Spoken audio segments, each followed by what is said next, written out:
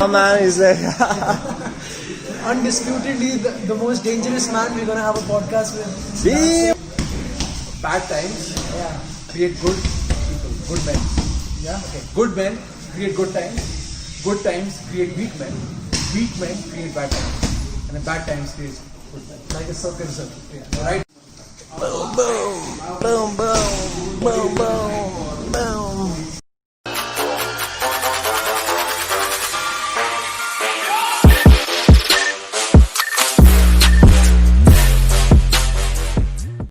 You guys just came slightly after, but had you come on time, you would have seen we had about 40 people in training today, and we have about 15 people who have fights coming up in December.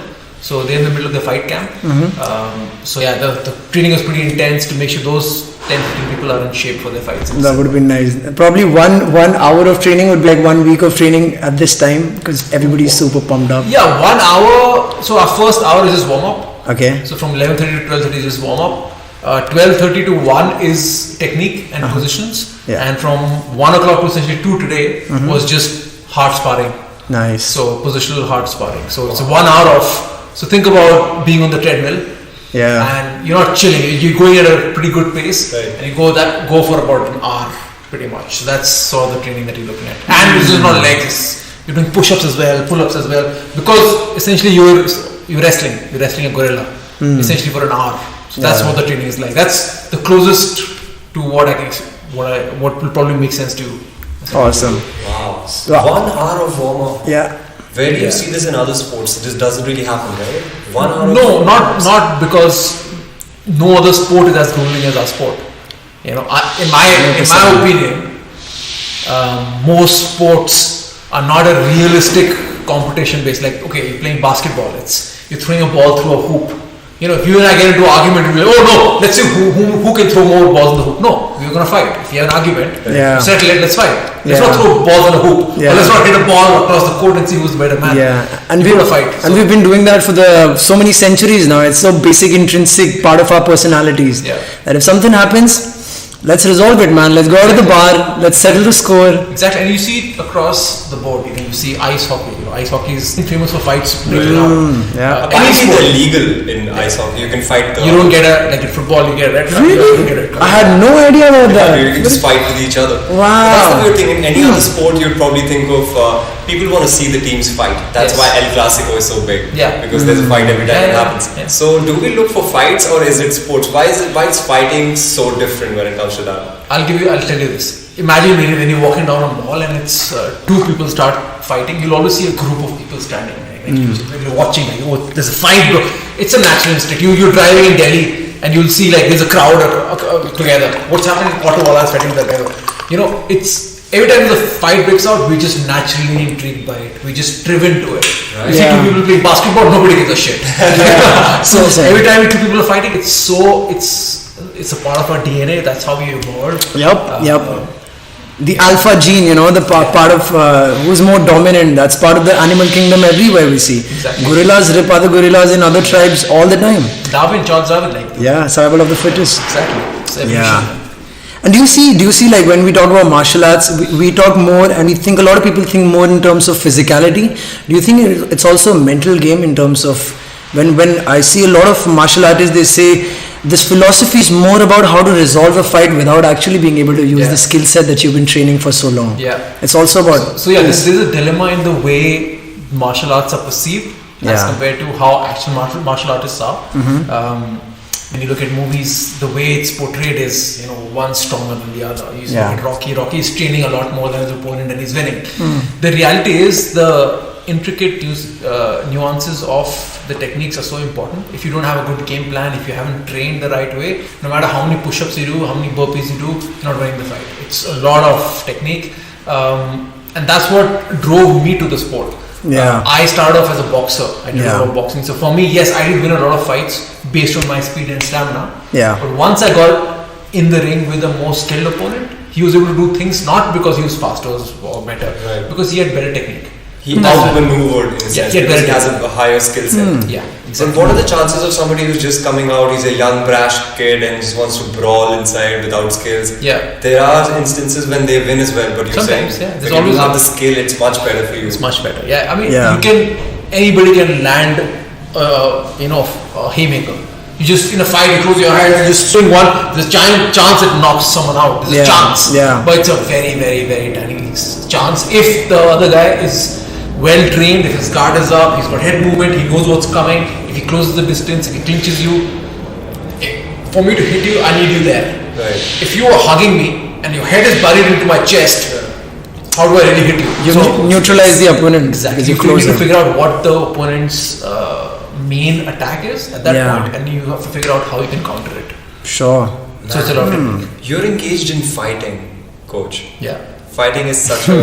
Since 1997. For the uninitiated, it would be impossible to think of being inside the ring or being in that pressure. Yes. Have you ever been have you just think of what you do from a person who doesn't know about fighting, like how different is it, like how different does it feel to be on the streets, and when you see people fighting, do you marvel at how weird it is when people don't know how to fight but they still engage? It's really funny. When I see people fighting on the streets, it's just hilarious. Yeah. You break it down in your head, I'm just like, fuck more. They are just swinging left and right. Yeah, no idea. Just swinging in air, just hoping that it lands someplace. And actually, to be honest, in Delhi and most places, people don't even know how to fight. Yeah. So they're just holding onto the collar. Yeah. They'll go and they'll hold your collar like this. And they have no shoulder strength, no hips. So they'll try and punch you like this. It's just embarrassing to watch. Yeah. It's just terrible. I look at it and I'm like, oh no. Yeah. Don't associate this with fighting. It's not fighting. 100%. And Delhi has one of the most aggressive people, and they're not skilled in the same field that they want to just. And most of our guys started off with some sort of an experience. If you think about it, Crosstrain Fight Club, it's a fight club. So someone who wants to come to a fight club in the first place should not has fight. either gone through some trauma in the past, or is just looking for an adventure. It's one of the two things. Who's never done it before. So usually they've had some sort of experience in the past, or there's something that they're trying to overcome. Maybe it's some challenges themselves. So they have experienced that. So when they come in, some people come with some baggage, some people just want to learn, experience it, some for adventure. When they come in, they have different expectations, and then when I break it down technically for them, this is what your opponent is trying to do, this is what you have to do, it becomes almost like a system. So you're breaking it down in terms of technique, in terms of leverage. This is what you have to do, this is how your hips should move, this is how your head should be, and all of a sudden they're like, wow, like I never thought about fighting in that sense. Like a common position is the rape position. Women come in saying, oh my god, what if someone attacks me and I get that position. It's called what? The rape position. Rape position. If someone's trying to rape you, for example, they put you on the floor, you get between your legs. That's the rape position. Open your legs and that's the position. That in our sport is called the guard. That's where we want to be, because that's where we can break your arm, we can choke you out, dislocate your shoulder, break the wrist. Makes so much sense. Somebody wants to protect themselves in one of the most vulnerable times. Vulnerable, because people don't know that. They think, I want to rape you or put you in this position. They don't know if this guy's trained. He's going to break my neck, he's going to break my arm, my shoulder. You're in his world right now. I tell the girls all the time, if they put you there, firstly, before you do anything, thank God. Thank you, God. God. Thank you. Then proceed to choke them out. Welcome to my home. I'm going to poison you now. Exactly. In the drink. Exactly. That's crazy. So, Coach, I was going through your TED talk before coming here. I did my due diligence, okay? And I saw you're an alumnus of Doon. Yes. And like you say, a lot of people start out with childhood traumas, bullies, or some harassment. But you started out in the footsteps of your brother. You saw your brother as a boxer who was really skilled. And then you started, and you lost a couple of your first fights initially. And then you started winning. A small tweak to that. Like, this is when I was 12 years old. I just joined boarding school. My brother was already a boxer, a really good one. He was just 1 year older, but he done really good stuff. I did not want to do boxing. Let me just clarify. Okay. Who the hell wants to do boxing when they're 12? Nobody. I didn't want to do anything to do with it. I love cricket, I love football, I love hockey. I didn't want to do anything to do with it. But as it turns out, nobody wanted to do it, including me. And then my house team wanted to have some boxers. You need to have a boxer in each weight class. And they looked at me, they looked at my brother, oh, he's doing it, so by default, you've got to do it because you're his brother. So I had to do it. It wasn't really up to me that I never fucking wanted to do it. You didn't want to do it? I didn't want to do it. Fuck that. What did you want to do then? During that time, we had athletics going on, we had a couple of other sports. Yeah. So I didn't want to do boxing. It's just a side sport and I didn't want to get punched in the head. And I'm like, I'm happy with my sports. I'm okay with long distance running, I'm okay with high jump, I'm okay with no, you're Shadul's brother. Get it. It just brings me at a perspective that, for example, if you leave it to children to choose your calling in life, they'd want to do so many things like yourself. But when I look at you right now, your calling is martial arts, self-defense and empowering people. Had you not gone through that phase of people telling you that, Siddharth, go for boxing, probably you'd be it's crazy because if my brother not done it, I wouldn't be doing this. For sure I wouldn't be doing this. Yeah, there's so much of conditioning in your ecosystem when you're growing up. Exactly, bro. It's like one of those... I hope it's recording. It is. It's one of those inception type moments. Like someone plants an idea in your head and then your pathways, you take a certain path. So had my brother not been doing boxing, I wouldn't be doing this. And I tell him all the time, like, if I'm struggling right now, it's because of you. I tell my brother all the time. Oh, that's crazy. And he's a lawyer now, so...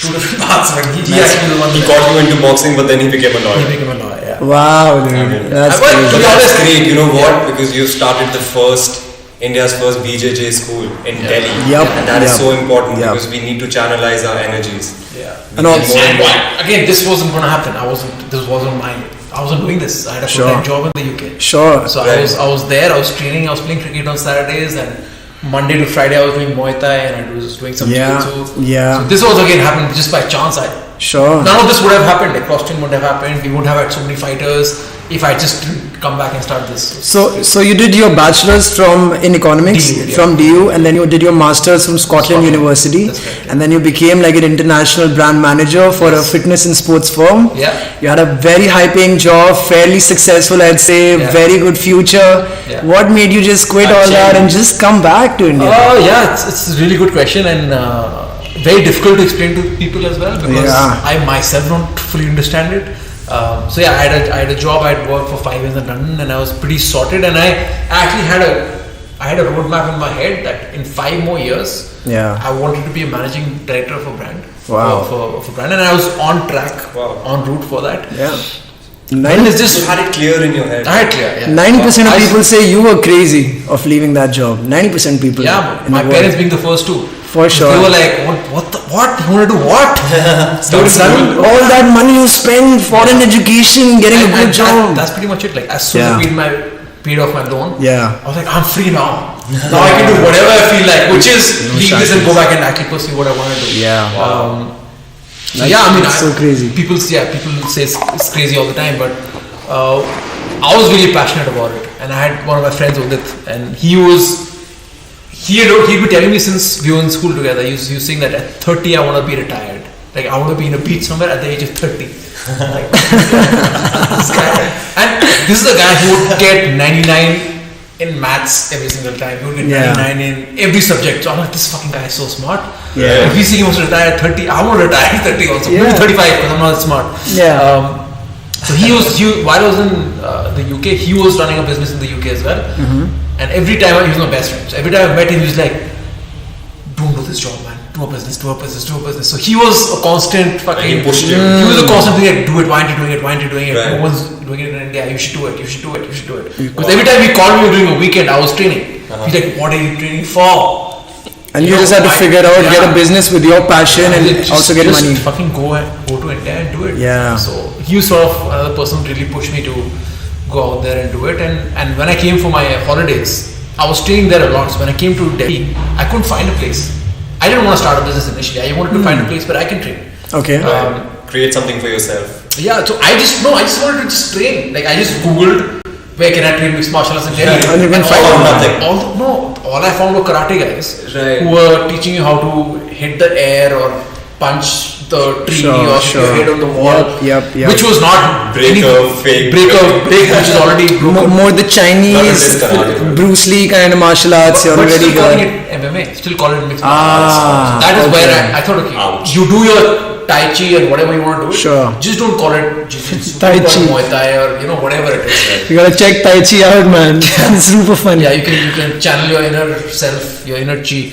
So without touching the opponent, right? Something like that. You just don't touch. That's Vegeta Goku stuff. Kamehameha shit. You never touch the opponent. Somehow your energy just puts them off balance. Yeah. It's so in funny. other words, bullshit. It's all bullshit. There are some funny videos online of people just doing some woo shit. Like nothing's really happening. It's just crazy. The whole thing is scam. So I would come to Delhi and never find a place. So that sort of was the impetus that why don't I do it? We have massive population and a lot of people reached out to me as well, my friends, why don't you start it? If you start it, we'll join. Okay. Just do it. So that's all sort of. So initially you wanted to start Brazilian Jiu-Jitsu because I remember when you were in London, you were also in Muay Thai and also boxing at the same time. So MMA is what I wanted to do. MMA. But BJJ Jiu-Jitsu wasn't my area of expertise at all. I was more into Muay Thai. I was more a striker. I would like to punch and kick, and that's what I liked more. Yeah. Until obviously once I was exposed to the sport of Jiu-Jitsu, I've realized, man, this is a beautiful sport. And I don't know if you know the story, but it's in my TED talk. Yes, I remember. 15-year-old girl. Yeah. So in my Muay Thai class in North London, they did a seminar. They did a Brazilian Jiu-Jitsu seminar where they called all the fighters and they said, listen, we're teaching this new thing called Jiu-Jitsu and come and try it. I came a little late and I saw these guys rolling on the floor. I'm like, what the hell is this? Yeah. This is not something I want to do. Yeah. So I was sitting on the side, I was just watching it. Like a lot of people even today, when they come and sit, I understand because I was the guy sitting on the side, I don't want to do this. Yeah. And then there was this one poor girl and she was 15, 16 years old, Iranian girl. She was tiny, she was like 40 kilo and there was nobody to partner with her. So I felt bad for her and the instructor said, do you mind just for today just partnering up with her? You won't charge anything for you, just go. Yeah. So I went and I started doing it, she was doing whatever she was doing. And then they said, okay, we're going to start sparring a little bit. So just try and control your partner, don't let them move. Okay. So I told her, I'll go light. So she said, yeah, go light. So I went light and I tried to hold her down and she was just constantly moving. She was constantly so mobile, her hips moving. Yeah. And the next thing I knew, I felt like something around my neck and I felt pretty tight and I couldn't move. And I just felt like a darkness take over me. And the next thing I know, I'm looking at the ceiling and I see like these little white dots of light, like stars. Like, what happened? So then my instructor was there and he's laughing. He's like, you got choked out. She choked you out in a guillotine choke. I'm like, what? Okay, so that told her, I said, okay, we go again. This time I'll go a little harder. She's like, yeah, go hard. So the first time she said, yeah, go light. Now she said, go hard. I went in, literally she did a technique called the arm drag. She arm dragged me, took my back, rear naked choke, and this time I felt helpless. Because she's behind me, it's like a backpack. Yeah. My hands can't do anything, and her hand is now gone underneath my neck. She locks in a full rear naked choke. Yeah. And this time I really fought it. Not like first time, I really fought it, and I wake up. I see the dark thing happening. I wake up and starts. So that's when I realized, and I asked her, I got up and I was like, what's your weight? She said, I'm 42. She was 42, I was 72. I was 30 kilos larger. Yeah, almost. And at that point, I'd been doing boxing and Muay Thai for a good 10 years. 10 years. And I see this tiny girl choke me out twice, and I was like, okay, so it can go two ways. Sure. It can go, fuck this, I don't want to do this, I'm going home. Yeah. Or it can go like, wow, if she can do this to me, she's 42. What can I do at 72? Yeah. Can I do this to someone who's 30 kilos larger than me? So I can do this to a 102 kilo guy. Yeah. And then the light bulb came on, like, wow. Can you imagine? Yeah, I'll be invincible. That was my introduction to Brazilian Jiu-Jitsu, and then I just fell in love with it. Yeah. Wow. Yeah. But there's also something about Brazilian Jiu-Jitsu being a little structured. You just can't go out there and start punching the girl, right? You can't do that. Yeah, there's a set of rules. You have to abide by the parameters of it, and that's how it is.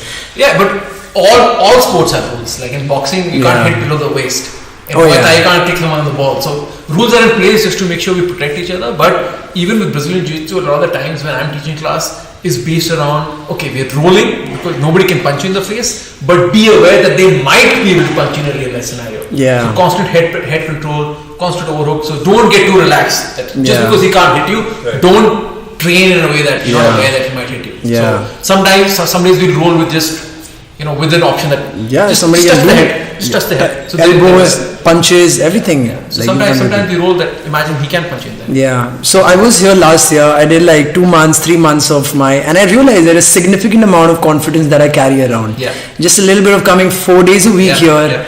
And I just realized my strength coming back in, I'm feeling more standing straight. I'm more peaceful. I'm not more aggressive. I'm not inching towards finding a fight on the street. I'm feeling okay. If it happens, it happens. I'm in a better position today. Yeah.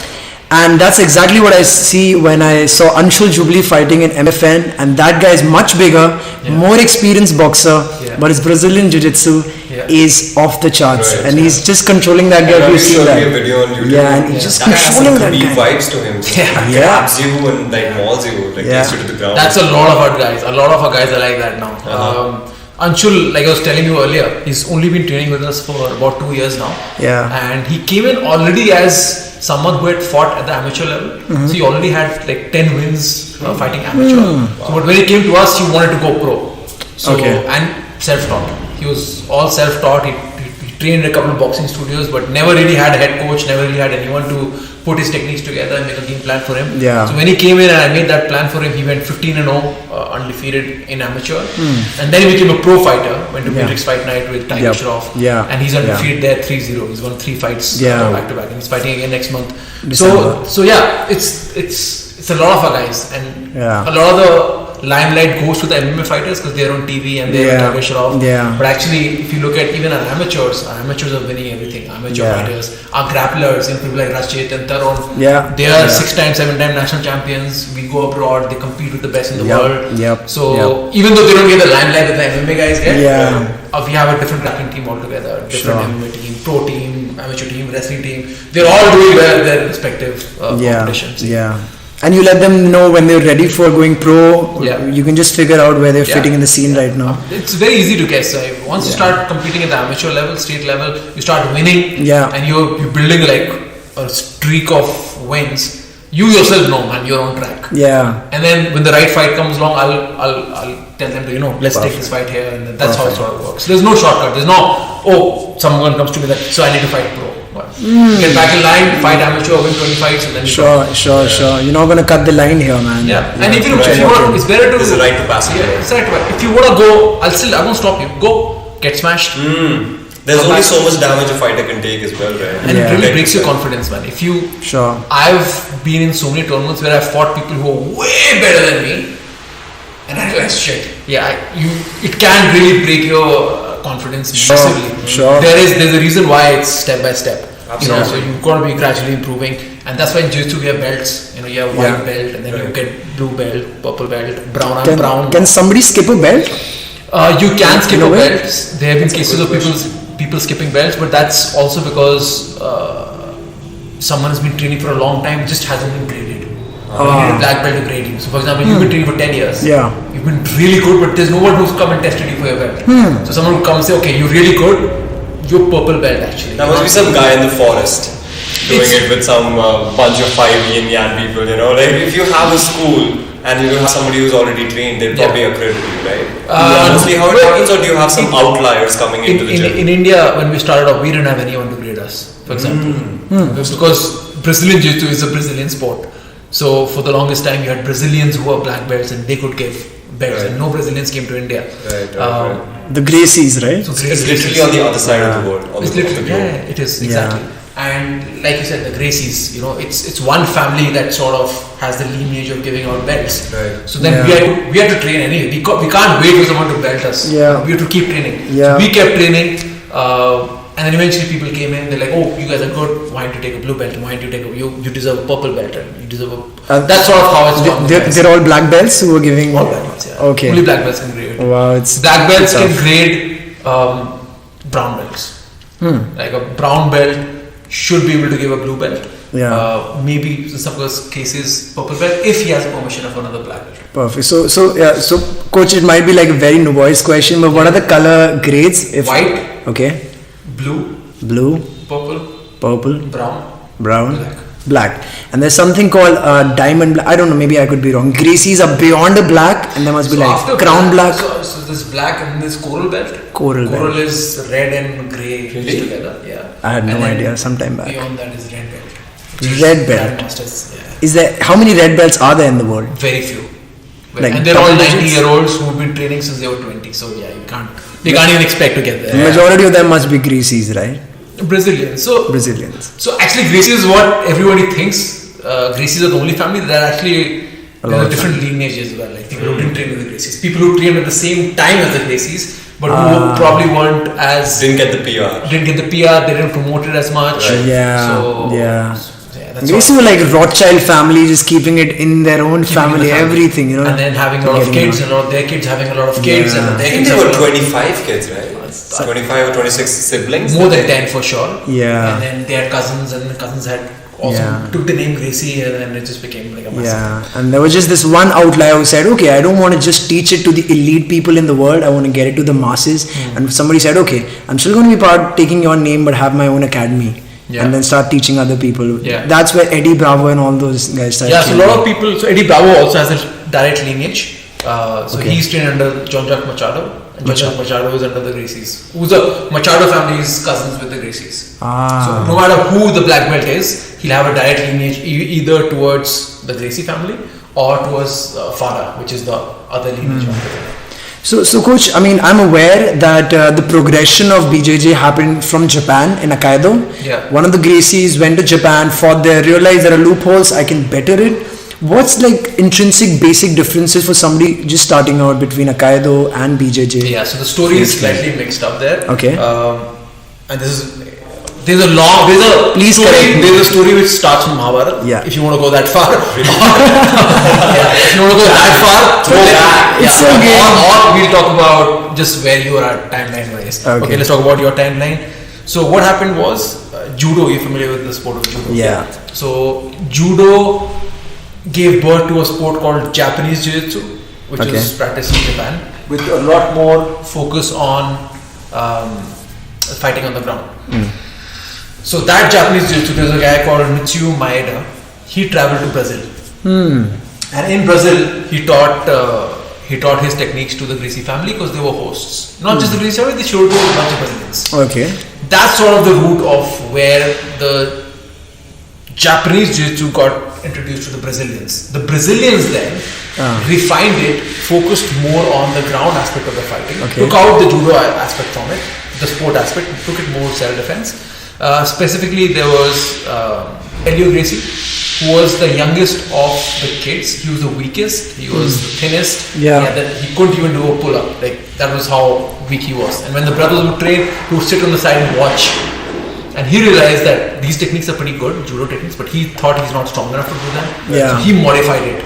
And if you look at Japanese Jiu-Jitsu, there is no close guard in Japanese Jiu-Jitsu. This Llyod Gracie worked on this guard of close guard, and then he worked techniques from there. So that's sort of how Japanese Jiu-Jitsu came to Brazil. There's a family that learned it, especially Llyod Gracie modified it, and that sport then became Brazilian Jiu-Jitsu. That's the sport we practice today. Yeah. And then the versions of it are with a uniform, it's called gi. When you remove the gi, it's called no gi. So Eddie Bravo went the no gi. No gi. So no gi is like more competitive, but it's not realistic. I believe. I remember you during the training. You told us that in a street fight, there's going to be somebody wearing a tie, somebody wearing a belt, somebody wearing a shirt, and all of them are your weapons. Yeah, your weapons, exactly. Yeah. I mean, unless you fight like you're wearing a rash guard and I'm wearing a rash guard. Yeah. Then it's a no gi fight. That's a competition. It's a no gi. Yeah, exactly. Yeah. But if in a street fight you're wearing a jacket, it's winters, man, that's a weapon. I'm going to use that. I'm going to choke the shit out of him. Choke him with his tie. Yeah, exactly. If he's wearing jeans, I'm going to use that to leverage you on the floor. So yeah, it's two different aspects. There's gi, there's no gi. People have their preferences. I love gi. Yeah. But for MMA, a lot of the MMA guys need to train no gi because you can't wear a gi to the... Gi is expensive, coach. I'll be honest with you. Somebody starting out, I found gi on Amazon to be like 15,000 plus. Yeah. And I said, man, I'll just start with Decathlon something. Yeah. Get something for like $2,000 maybe. Yeah, if you import a good gi, because especially in the last year, there weren't any local manufacturers. Yeah. So we are now getting locally sourced ghees. So That's the thing, must be getting imported. That's why it's so expensive. They're made in Pakistan or China. They get sent to the US and then they get sent back to India. Export, import, It becomes 15%. tariffs and everything. Yeah. Oh. So is there a place that our viewers can buy it? Maybe we can put the link in the description for We geese. have stock. So We have anyone wants to buy it, they can buy it from Crosstrain. That's great. Take a note, guys. Yeah, take a note. For somebody who walks into your gym, what is the one trait you think they should have? Just one of the things that we always say, that you enter the gym, just leave your shoes outside and leave your ego outside. As long as you keep your shoes and egos outside, you're gonna get better. You're gonna learn. A lot of people come in with, like I said, they'll come in with the ego. Like I'm the strongest guy. Yeah, I'm a big guy. I'm 110. I'm a big guy, lift weights, and I'm a strong guy. Yeah. And they go with a girl, and the girl chokes them out, and that they can't handle it. It's like when I thought, oh wow, I can beat a 102 kilo guy. Yeah. Not everyone thinks like that. A lot of people are like, fuck, this is embarrassing. I got embarrassed. Right. She choked me out. I'm embarrassed. Fuck, I don't want to be here. That powerful story that you told us of the 40 kg girl. Yeah. That was so powerful. Yeah. You had the ego death right there. Yeah. You For me, it was. So powerful. But for some people, it's not. So for some people, it's just. You took it in the right way. You channelized that defeat. If everyone took it that way, I think we would be in a much better world. But a lot of people don't. Become embarrassed. DMT experience, I'd say. By there and then. A lot of people have cocaine experience where they're more aggressive. Never doing it again. And I have to tell that to people, like when they're rolling also. They're embarrassed to roll. Can I take a call? Sure, not a problem. Coach is a busy man, guys. 100%. If you go on the entrepreneurial journey, you're gonna get a lot of calls. You're gonna get calls, man. But like this is so fascinating, bro. And that story of it wasn't, he said it in his style. Just gonna back it up there. Sure, no problem. BS also. Yeah. But we can talk within ourselves right now, man. Sure, man. 100%. And dude, this is so powerful and great. And for anybody who comes down, Yeah. it's a bags. Come to CrossFit training, man. Guys, do come here. There are guys without egos here. They'll be happy to spar with you, even with like 8 years of experience, and they're very humble. And it's coming from a personal experience. Do come here, man. Yeah, it's try it out. Yeah, that shedding the ego is a really challenging task for a lot of men, especially. Who've never been in combat sports. They have watched movies, and movies do a really bad job. And everybody thinks like just one punch is enough. Like I have my right hand, I'm gonna slap him, he'll die. I'll punch him, he'll die. He'll go through the wall. Yeah. When they don't teach you that actually, if you punch someone literally like this, if it hits the head, you'll break a knuckle. Yeah. Right. And you won't be able to ride for a while. If you look at a hand, it's so fragile. It looks so fragile. But people think you just make a knuckle and hit someone. But like these are like fragile bones. It's a terrible idea. Have you seen the Vastav movie? Sanjay Dutt punching like this with his thumb. I'm like, bro, I swear to God, even when I was a kid, I felt like, bro, you're gonna break your thumb. Yeah. That's the first thing that's gonna hit your skull. You know? And it's at stupid. least in the US, if you see a lot of the gangster movies, they wear these brass knuckles. Yeah. At least that makes sense. That makes brass sense. knuckles. At least you protect your knuckles and hit with the brass knuckles. Yeah. But in India, man, they don't. What the fuck is this? Thumb out. Yeah, it's just some of the. So that gives people a false sense of security, and the fact that they'll just punch and they'll die. Yeah. It doesn't work like man, that. I wear hand wraps, I wear gloves, and I'm gonna fight. I still break my hand. With all that. Yeah. So just punching bare knuckle is just a stupid idea. What do you do in terms of recovery of your joints, and how do you take care of your nourishment and the nutrition that you? Is there something that you follow, or is it more in terms of how you feel and what is around you? Yeah, so we actually have an in-house sports recovery specialist. We have Coach Deepak. The whole thing has now become very scientific. It used to be, if you spoke to me 3 years ago, I was like, yeah man, just eat whatever, do Cake whatever, for breakfast. cake, anything you like, you burn it off. But I'm not 25 anymore. Right. So once you cross that 30 threshold, the body doesn't recover as well naturally. So there's a lot of the supplementation needs to be right. You need to get adequate sleep. For me, sleep is really important. If I don't get 8 hours, I'm not going to be able to perform with the best guys in the country. Apart from that, it's also what's going in your body. So I avoid eating out. I generally just avoid it. Sure. I love it. Means? Home cooked, Home cooked. And everybody has a different thing. Like everybody gets energy through different things. So it's not one diet plan that will be for everybody. Everybody is different. Right. Yeah. So figure out what works for them, what doesn't. Absolutely. Do you plan your macros like 40% carbs, some amount of protein according to my weight? Deepak does it for me. Sure. So our coach, he tells us exactly what needs to be done. So he tells us to, this much gram of protein you need to have, this much, and pretty much he tells us, have this many eggs and have this much broccoli, and then So breaks it down. Yeah. So we don't have to. So we can focus on our technique. Right. And not, okay, what do I eat now? Should I have pasta? Should I have bread? What do I? He tells us what to have. So are there any foods that you completely avoid? As you said, you don't eat outside, but other than that? No, I eat outside. I avoid it, but I still eat out a lot. There's a perfection in that sense. So you go out. When I have a fight coming up, then I go very clean. Like 2-3 months, I am just eating clean, like nothing wrong. But right now, I don't have a fight coming up, so I'll be a bit chill and I'll be devoying some pasta. For sure. Yeah, that's crazy. So yeah, cakes and pastas are nice. So I don't honestly, I don't avoid anything. I eat anything and everything, because I think some people, it's again depending on people. Like some people love food. Like some people eat to live, some live to eat. For me, the whole thing I'm training here is so that I can enjoy my food. Right. Yeah. I don't want to be one of those guys who's on a diet and like struggling through. Oh, I can't look at picture. Or I can't look at. I want to eat whatever I feel like, especially off season. And you're working so hard, so you need those. Yeah. You sort of burn it off to some extent, but again, there is you're in shape, or then you're in competition shape. That's a different beast altogether. So we're okay. So regular everyday shape versus how it means to be in camp or like when you perform for competition. It's a whole different level. It's a whole different ballgame. But I do realize, like, you know, when I was eating clean for like prolonged period of time for 3 months, I realized like, okay, there's no change, there's no difference because you're doing the same thing every day. The moment I had pizza and burger, I could feel bloating happening. Not just physically, I could feel mentally drained. I'm not at my peak. I'm a little sleepy. It's devoid of nutrition. I'm not super sharp, and that would also affect your training because you're not going to remember the reflex and everything that you remember. So it's not just physically that you're going to burn out those calories. It's also about you're not at the best of your consciousness and your existence. And you're competing with guys who are. You're with guys who eating palak, they take cabbage, they're messing around with their diets. And in our sport, there's also a risk, like especially if you go abroad, you don't know what they're taking. They're taking somewhere Mexican supplements which are not even over the counter legal. So when you realize, shit, man, they have so much of an advantage. For example, we competed in Russia, and we went for the weigh-in, and I really cut weight. Like I had to make 70 kilos, and I starved myself for 3-4 days. Cut weight, made 70, I'm like fucking dead. And this guy comes in, and I'm not just, he is at least a foot taller than I am. He's that big. Yeah. Wait, fucking ripped. He looks like he's just been from all those Marvel movies. Comes in, walks in 70 kilos. How the fuck is this guy 70 kilos? It's unbelievable because that is. Must have had that moment like, oh shit. There's a lot of illegal supplementation that people can go in for, which, So then you not just competing with natural guys who are really fit, you're also got people who are using illegal supplementation. You're not tested for it in Russia?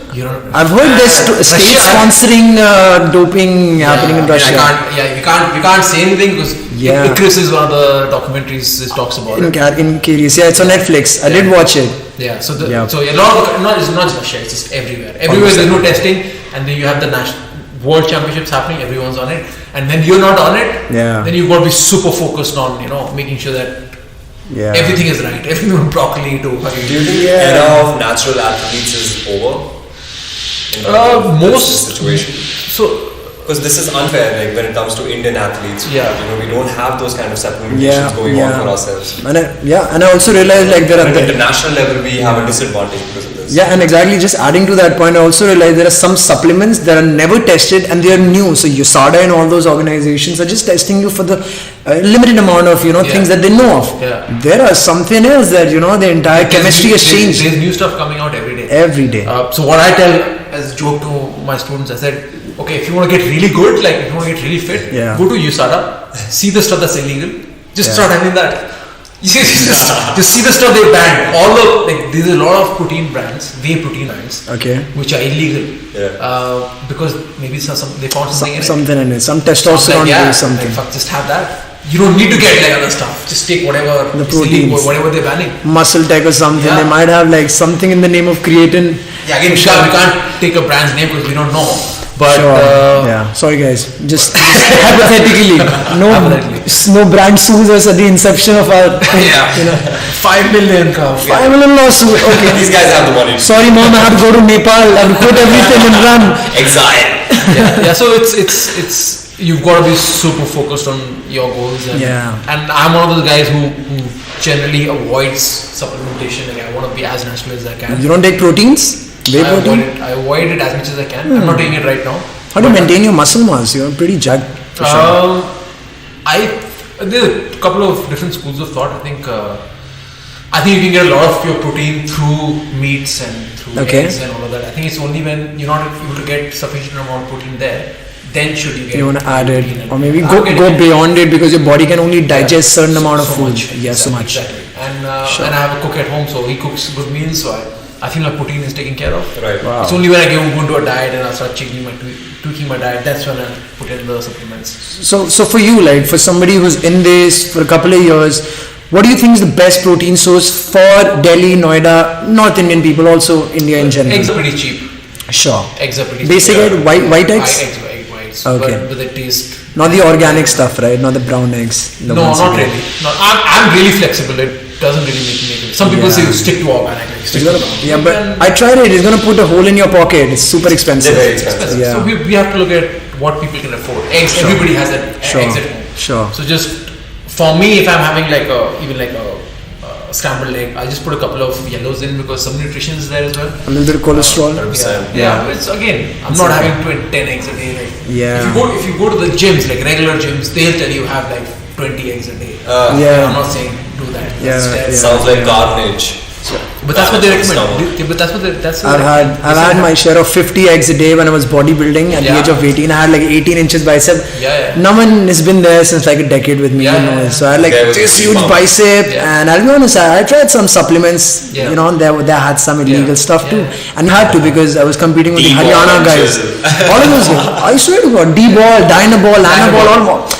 I had no idea. My trainer, he said, "Okay, take it." I said, "Guru, okay, whatever you say, I'll take it." And had some bad effects, man. It's terrible for you. Terrible. It's disastrous. And same thing happened to me. I never took to that extent, but I was taking a lot of eggs. My trainer literally said I used to run a lot. Yeah. He's like, why do you run? I like it. No, you won't put on muscle. So stop running. Yeah. Start having 20 eggs a day. And now I'm like fucking having. I used to love eggs. Now I hate eggs because I'm having eggs. So many. And I'm not running. I'm doing this other stuff. So I started bulking up. I started. 85 kilos and I didn't like myself. So that's sort of why I say it's not for me. I think the fundamental difference between a gym like yours and a gym which is a traditional regular gym is the difference between the functionality and aesthetics. Those gyms focus more on how you look, and here it's more about the skill and learning BJJ and learning how to defend yourself. And for me the point really came that I was lifting a lot of weight. But I was 85 kilos and I went running with one of my friends, and I used to when I used to do 5k, it used to be like, you used to come back 3 minutes later, 4 minutes later.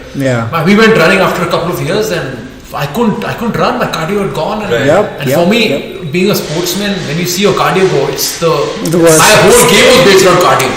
I realized, man, this is not, I don't want to carry this extra weight, it's useless, it's not functional at all. That's when I got away from. See, I've personally not been inside a cage in a fight, but I can imagine being inside a cage and then, the third round comes in and your cardio is gone and the other guy is just there, his eyes are open and you just... You're lucky if you go to the third round and you're gassed. It's usually first round, like... 100%. If there's this cute understanding of how much energy does even shadow boxing take. Like if you do, say, 100 swings, you're going to be breathing like there's no oxygen around you. So... how do I say it? So once you're in competition and once you're in the cage or on the mats, it's like when I compete, the 5 minutes in the cage are the longest 5 minutes. It's like time stops. It's like doing planks. It's like, it's worse. Because now planks, someone is also trying to choke you out. It's the longest 5 minutes you can have. And then you have 1 minute rest in the middle where you go back to your corner and the corner tells you. And that's the fastest 1 minute ever. So you go the slowest time ever. To the fastest time. That 1 minute, you sit on the stool. Okay, let's go back. No. Have a minute. No, time's gone. 1 minute's done. Right. You go back again for 5 minutes. So the time is just so skewed, when you're competing. It's just so slow when you're fighting and so quick when you want to recover. It's unbelievable. What do they say to you? Breathe. So the corner is essentially there. Is your coach in the corner. So he's studying your fight. So a lot of times when I'm fighting with you, I'm fighting with you at such a close range. I'm not necessarily registering how you're moving or how I'm moving or something I'm doing wrong. My coach, he can see me at a distance, he can figure out my tendencies, and when we sit down, he can tell me about my opponent, what he's doing, what I can do to counter him, and what are some of the pointers that I need to keep in mind. For example, if my hand's constantly coming down, I could be susceptible to a high kick, so my hand stays up. I could, as a coach, I could tell one of my fighters that, listen, he's not checking his low kicks, throw more leg kicks. Or I could just tell my partner, my student, which I've done, that bro, you got to ass kick that round. If it doesn't matter to you, I'm going to end the fight right now. Yeah. If you won't end it, then fucking go there and fight properly. Yeah. Then people wake up, okay, fight after fight. They wake up and draw. Some people are they go in as zombies. Like first fight, it's like deer in the headlight. You don't know what they're doing. Fight or flight. Yeah, they're not fighting, they're sliding. So next round, when they get their ass kicked, then I tell them, choke the fuck up and then go fight. And then they wake up, and then second, third round they win and It's super important to have like good corner around you giving you the talk. It's the most important thing that one can have, especially because in India it's the most overlooked aspect. Yeah. Fighters are going in, and we had this interview in the last Matrix fight night. I was there with Uttarnchal. Yeah. There are fighters who had flown in from India. This is in Dubai. Fighters flown in from India, and they had got their mama's lalka or some friend or their girlfriend. Right. Holy shit. And now the fight is coming up. They need to warm up. They need to figure out what to do. They need to figure out who's going to corner them. And they don't know. That's and then I'm in the blue corner and I'm fucking helping everybody out because they know I'm helping Anshul. It's like, up sir, mere ko bhi help kar do, sir, mere ko bhi help. So now I'm like, Anshul is my fighter. Sure. I'll corner him. Sure. Once I'm free, I can help you guys out. Almost feel bad for those guys, man. They are Why? They are the ones who are getting the girlfriends along with them. Yeah, that's Dubai instead of a coach. That's exactly what this UFC guy Mike Perry did, right? Yeah. What was he up to, man? He's just putting videos of sparring with his girlfriend. He doesn't have a coach. He didn't want to put money in it. He's quite a good fighter. Yeah, he's winning, but I'm sure a lot of done it has much to do with better. the marketing and the PR. Just to get you to talk about him. Had he been competing in the way he was, he won't be talking about it. For sure. But I'm talking about it in a more stupid sense. I'm not too proud of it. I'm not going to take that. We're still talking about it. Yeah. तरक्की कर रहे हो गए लोग गलत. For the last 8 years, he'd been fighting in the UFC. You didn't know who he was. I don't know. I only know because of his nose when it broke like crazy. It looked like super. But now everyone's talking about it because he's done this. No coach. Yeah, self-motivated guy. I'm so glad that MFN exists. I'm so glad your gym exists. CrossFit training exists. Crosstrain. Yeah. Crosstrain. CrossFit is the Reebok thing, right? CrossFit is the fitness thing. Exactly, that happened with me so many times. Every time I'd say something, okay, I go to this CrossFit, okay, Crosstrain. Crosstrain. So do you get this? Easily confused. Do you get this a lot? A lot, right? Yeah. A lot. And must be annoying you a little bit, right? Come on, man. Not really. Just so used to it. So these things exist. A young guy listening to us can come to your gym, have a word with you. Yep. Leave your shoes outside, leave your ego outside. Yep. And start learning. Yeah, and now you've got. Do you think it's the early? Sorry to interrupt. Do you think it's better for a young person to come in so that they have more years to become a better fighter if they want to do it professionally? Somebody out there looking out for that. Yeah. So we have, and this might surprise a lot of people, but 80% of all the people who come in, they come in for either fitness or self-defense. It's only 20% of the people who want to be actual fighters. People come in. Most people don't want to come in wanting to be a fighter. Right. They come in, they want to get fit, they want to learn self-defense. It's when they start training they realize that, oh wow, this is fun. I'm good and this is fun and this is coming naturally to me. Right. Yeah. Then they start training a lot more. They're training twice a week, then they start coming 3 times, 4 times. And then 6 months down the line, they're like, Coach, what about that tournament you're talking about, that Delhi State Championship? Do you think I'm ready for it? I'm like, yeah, go for it. They go, they get a gold medal. They're like, Coach, what about the national championship you're talking about? Yeah. Like, let's go Big for it. leagues, bro. They go in and win national champion. That's sort of how it's team goes. So people coming in, they don't, nobody, I don't think that too many people who wake up in the morning says, I want to be a fighter today. They want to get fit, they want to learn, they just want to get fit and try something different. They come in and they're like, wow, this is fun. There's no bullshit here, just come and train hard and you're almost rewarded for the effort you put in. So there's no politics as a lot of sports have it. Like if you're talented, you don't get the opportunities because of blah blah blah. Yeah, here you're good, boom, go for a tournament. If the entire world sees whether you're good or not, sure, and then use that to leapfrog. So that's sort of why a lot of our team are fighting. So you asked the question, is it good to be young or old when you're coming in? Doesn't really matter because especially with Jiu-Jitsu, when you compete in good tournaments, they have age brackets. Right. So you could have a belt system and you could have an age system as well. So for example, if you're a 48-year-old blue belt, right, when you go and compete outside, you will also get a 40-year-old blue belt from a different country who will be competing with your weight class with similar experience. So it's a lot of permutation, combination, exact. You will match. fight your exact match in Jitsu when you're competing. So it doesn't matter if we have a couple of guys who are over 50 who train with us, and they're doing just well, just well enough. I used to think here when I'm training a lot of time, I think I'm too old. Yeah, like I'm in my 30s, I'm old because a lot of the guys here fighters are 18, 20, 21. I'm too old. Then I go abroad, and I'm the youngest guy in class. All of them are 60, 65 and really good at kicking my ass. Sure. So I have some time before I can actually call myself old. So it's just a perception. You can come any age, you'll get really good. Do you see yourself doing this forever till the end? Yeah, hopefully if the body sustains. That's the only thing. And for that I'm trying to do more stretching and I'm trying to do a lot more rehab. Like I spoke about Coach Deepak, he's a sports recovery guy. So just focusing on that and if I don't train for a week, I'm cranky. I don't like I don't like myself too. I don't want to eat. This is a mess. For me, it's a lifestyle. It's just so much fun. When I do it, I feel like now I can move on with my life. Sometimes I feel we work out 7 days a week. We're usually eating at home, and it just feels like, man, I'm doing something wrong because I put myself in this lifestyle where I have to work 7 days a week. But then when I came here, I realized you can work out in this little space. Even if I'm in the prison, I can work out, man. I can work out. All I need is my body and the will to just do it. How did you guys find the lockdown when it was 3 months of no gyms? It was one of the best. It was a ball for me. I just loved it. Outside the parks were empty. I was running. I run a lot more than practicing. I haven't practiced BJJ at all. So he has been the first friend of mine who actually told me about it. He's like, man, you can come down to the gym. 3 months, 4 months of training. I did boxing because of my dad's army background. But I just told him 3 months I did, and I'm just like an advocate for it.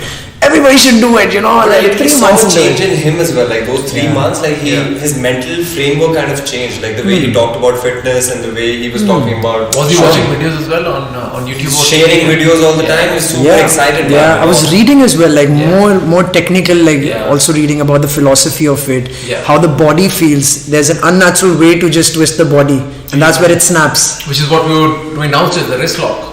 People don't think that your wrist moves this way. But beyond this point it doesn't go. Then you create a blockage behind your elbow, push the wrist down, you break it. It's funny this way. But I've been running throughout the lockdown, man. I ran about 700 kilometers in 2 months. Oh, nice. So got the cardio going, and then I play football as well. So I started playing football, and that's the great thing about cardio. When you do have the cardio base, you can do anything. You can do so many things. Like I went to the gym. I saw all of these people after the class. They all had this vibrant energy and this, when you have a really long party, after the party you feel this, if it's a good party you feel clean. If it's a good party, if it's a good party you feel clean. Everybody looked like that, super, just full of energy, smiley, they're fighting, but they're just doing, it's playing sort of. Playing. That's the right term. It's playing. It's if you break it down in terms of what we do, it's like it's a video game. Like I have a certain skill set. It's Mortal Kombat. I have a character. I have certain moves. You have a character in Mortal Kombat. You have certain moves. Now it's me against you with my moves and your moves. And then after I've beaten you, I'm going to tell you, I beat you because I moved these moves. I used a cheat code. Now you know my moves. Right. Now next time when you go, you're going to cause me trouble because you know my moves. And you'll beat me. Now you will tell me how you beat me. And now I'll have your move. Next time, that's sort of how everybody keeps it. We don't keep stuff to ourselves. We share. I beat you by doing this to you. That is one thing he mentioned, that BJJ is the most open sport. Like nobody is having those tools with them and not sharing it with others. Some people do. Okay. I'm pretty sure. It's gym by gym. It's gym by gym. Right. Not all gyms are very open to it. Like it could be, like Crosstrain is very open. I've always been open with my techniques. But I've been to gyms where I asked something to an instructor, like, can you help me this? And he smiled and he said, private training. Maybe this much I'll show you. I'll show you. So a lot of, because again, if you think about it, that's sort of their only way of making money also. Their techniques is what you want to learn. And he should value it. So he charges you for it and then he teaches teaches those techniques for that price. So it's a great thing. It's not really. But you believe it's going to come back in one way or another? I feel the fact that we have 45 people in the gym, out of which 35 are national champions, is because we are free with giving out technique. And it doesn't always work in the sense that I've had people who have taught a lot of stuff, they've become very good, they've left us. They've left, gone somewhere else to start something on their own, and shit happens. I can't. But for me, the reason of doing Crosstrain wasn't for me to become a millionaire. It was to make people smile and laugh. Like, they were so happy after class. Because it's like they got to play and they got to be themselves, and that's sort of my main thing of doing it. So that's what I'm not. There must be a camaraderie between everybody down there, right? Yeah. Everybody's friends. How do you make friends like those? Like, you make friends by choking each other out? Yeah, like I said, if you just played and if you're a nice guy, you'll tell me how you beat me. And then I'll teach you how to. Then there's this level of trust. Right. You know, also, when me and you are sparring hard, we're fighting essentially. We're fighting, but we're not hurting each other. You know, so there's trust there as well. Like, I have your neck, I have a choke, and I'm squeezing, and as soon as you feel like you're about to go, you can tap on my body, I'll let you go, we restart. So there's no anger, there's no ego, and there's a lot of trust. You know, if I go in and murder everybody there, then they won't come back, and there will be no trust. They will be like, oh, this coach is a bit of an asshole. There has to be that beautiful balance of not finding it too tough and not finding it too easy. A lot of times I would roll with people based on what their level is. I don't want to go, if I go with Uttarnchal, there's a fight coming up, and I go with Krish, who's a 13-year-old with the same intensity, he's not going to come back. You know, I've got to then channel my energy into, okay, this is what his level is, I've got to sort of keep my level so he gets training. So right now we have the camp going on, so I'm not getting much training at all. For me right now, I'm coach right now. So I want to make sure everybody gets training which is good for them, for their competition. Not so much. But when my competition comes, I'm going to make sure that all of them are giving me training as well. So it's and they will want to.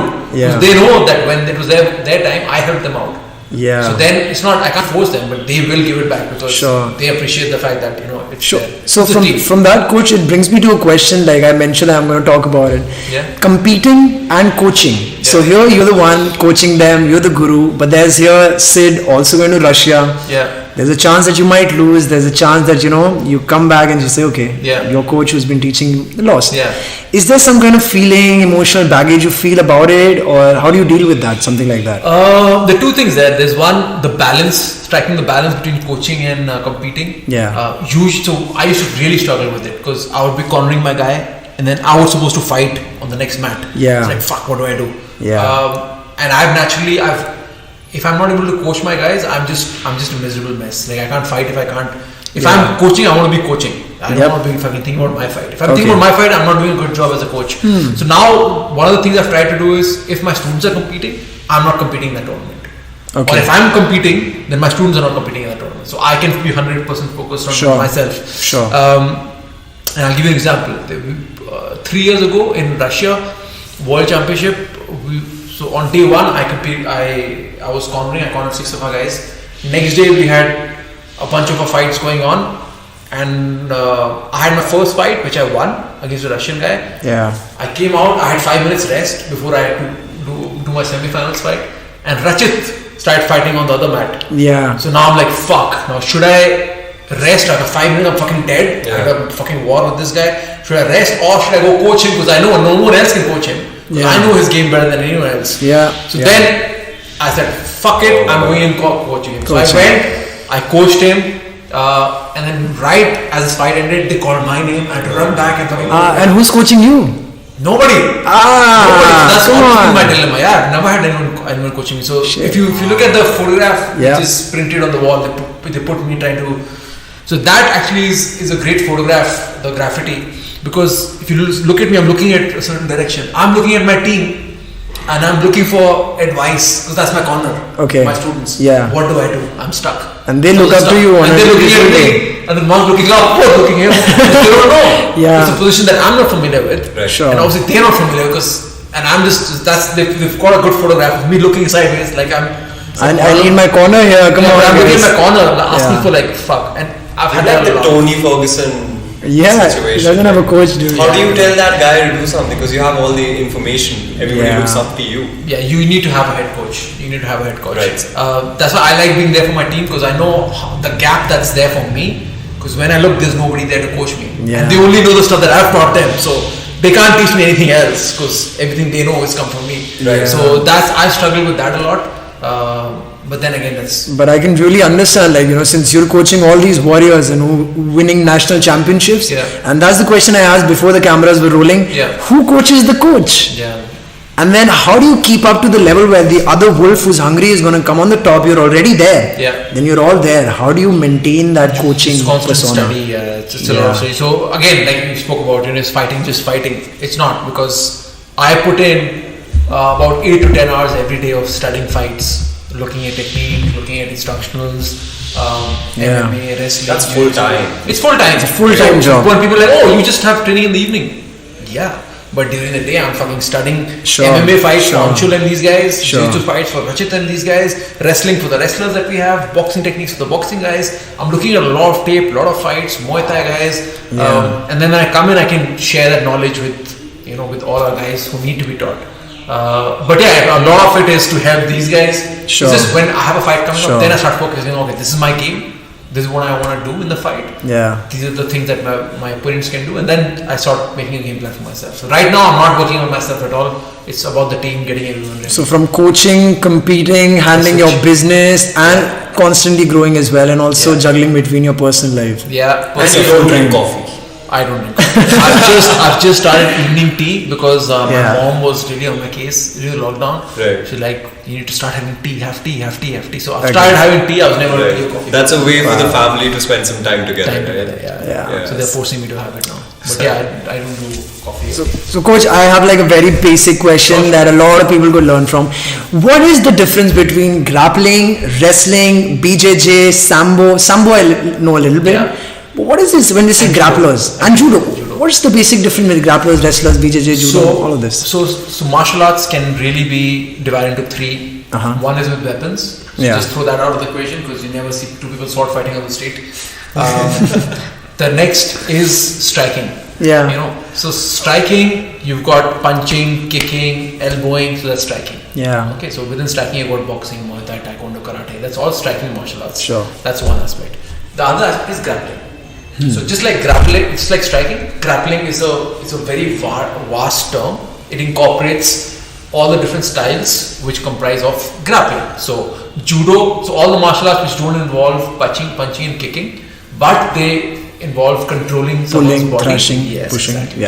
So judo, wrestling, jiu-jitsu, all the sports which are technique and leverage based, they are grappling. So there's no punching and kicking involved. So Sambo, elements of this is Sambo and this is combat Sambo. In combat Sambo you can punch and kick. That's why it's called combat Sambo and not regular Sambo.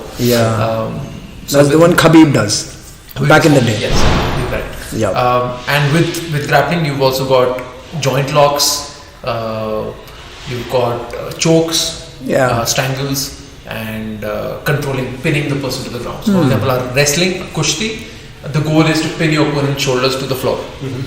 Judo is the same thing, but judo you wear a uniform, in wrestling you don't. Jiu-jitsu, there's no issue with pinning someone's shoulders because they want to be pinned on the floor. Jiu-jitsu guys. That's where you have the control. So where wrestling and judo end, jiu-jitsu starts. So wrestling, you pin his shoulders, you won, done, I won. Jiu-jitsu, you pin him to the shoulders, then he starts. Okay, now we start. Half guard, full guard, all of those things. So where wrestling and judo end, jiu-jitsu starts. And jiu-jitsu is about breaking the arms and shoulders and joint manipulation and stuff. Sure. So coach, there is a traditional, I realize I could be wrong, please correct me. There is a traditional form of BJJ which involved just the upper half of the body, and then there came a revolution with John Danaher and those guys who did not ignore the rest 50% and said, okay, the human body is a complete body and there are weak points everywhere. When did that come? And because I believe at certain point they believe leg locks is a sissy move.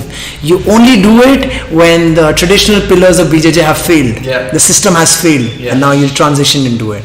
So what's your ideology? Do you believe in the entire body concept weaknesses? Or? I like most people start out with, because Gracies are the ones that push Brazilian Jiu-Jitsu, and they always said that leg locks is, there's no technique behind leg locks. It's like if you can't beat someone with the upper body or guard pass, take the back, choke someone out, if you can't do that, then you go with the legs because you Jiu-Jitsu is not good enough. Now what's happened with evolution is there's obviously a lot of people who've been doing it. Like there's people like Lee Lister who've been doing leg locks since ages. We used to have a black belt from Italy, Ivan Tomasiti, who was at Crosstrain for a while, and he was a leg lock master as well. Leg locks were always frowned upon in competition. Sure. But I think 4 or 5 years ago, when the Danaher Death Squad came on the scene, they did a lot of work on systemizing the leg lock game. Because earlier it was just hold the leg, sit back and yank it and hope the ankle breaks. Yeah. Now they went and they made a good system. Just like there's an armbar system, or guard passing system, or arm system. They worked on a leg lock system which was comprehensive. There's a full structure behind it, and they were winning all the competitions with it. There's a niche set of leg locks when guys like Gordon were beating Cyborg because they were so focused, so trained. At 21 they were beating guys who had been training for 25 years. So many years because they did not know what's coming up. Yeah, so it's an understanding of like you have to look at what your opponent's strengths and weaknesses are. What your strengths and weaknesses are. They realize these are like 20-year-old kids, 25-year-old kids who are going to fight people who have been black belts for longer than these guys have been alive. And how do they beat them? You can't beat them at their game because these guys are way too good. So they looked at the deficiency. Okay, leg locks they don't work on. So let's spend time mastering leg locks. And so when they competed, they don't go with their strength. They went for where their weaknesses were. They were able to beat these guys who have been black belts for longer. They were alive. So that's sort of how the system evolved. And now leg locks is a part of our game. It's like any other move. It's any other. We don't frown upon it. It's just we avoid showing it to the absolute beginners only because if you do it without knowing the right way of yanking it, you can hurt someone. My knee, that guy, 1 year of experience in MMA, watched something on YouTube. I'm sure you didn't teach him. Messed up my knee for 8 months. We barely show any leg locks to new guys. We only show leg locks to guys who've been training for a while and have competitions. Only those guys. New guys. And I've been doing leg locks now for I think 5 years, like serious leg locks, and I've never hurt a single person with leg locks because it's not about how hard you can yank it. It's about positioning and stuff.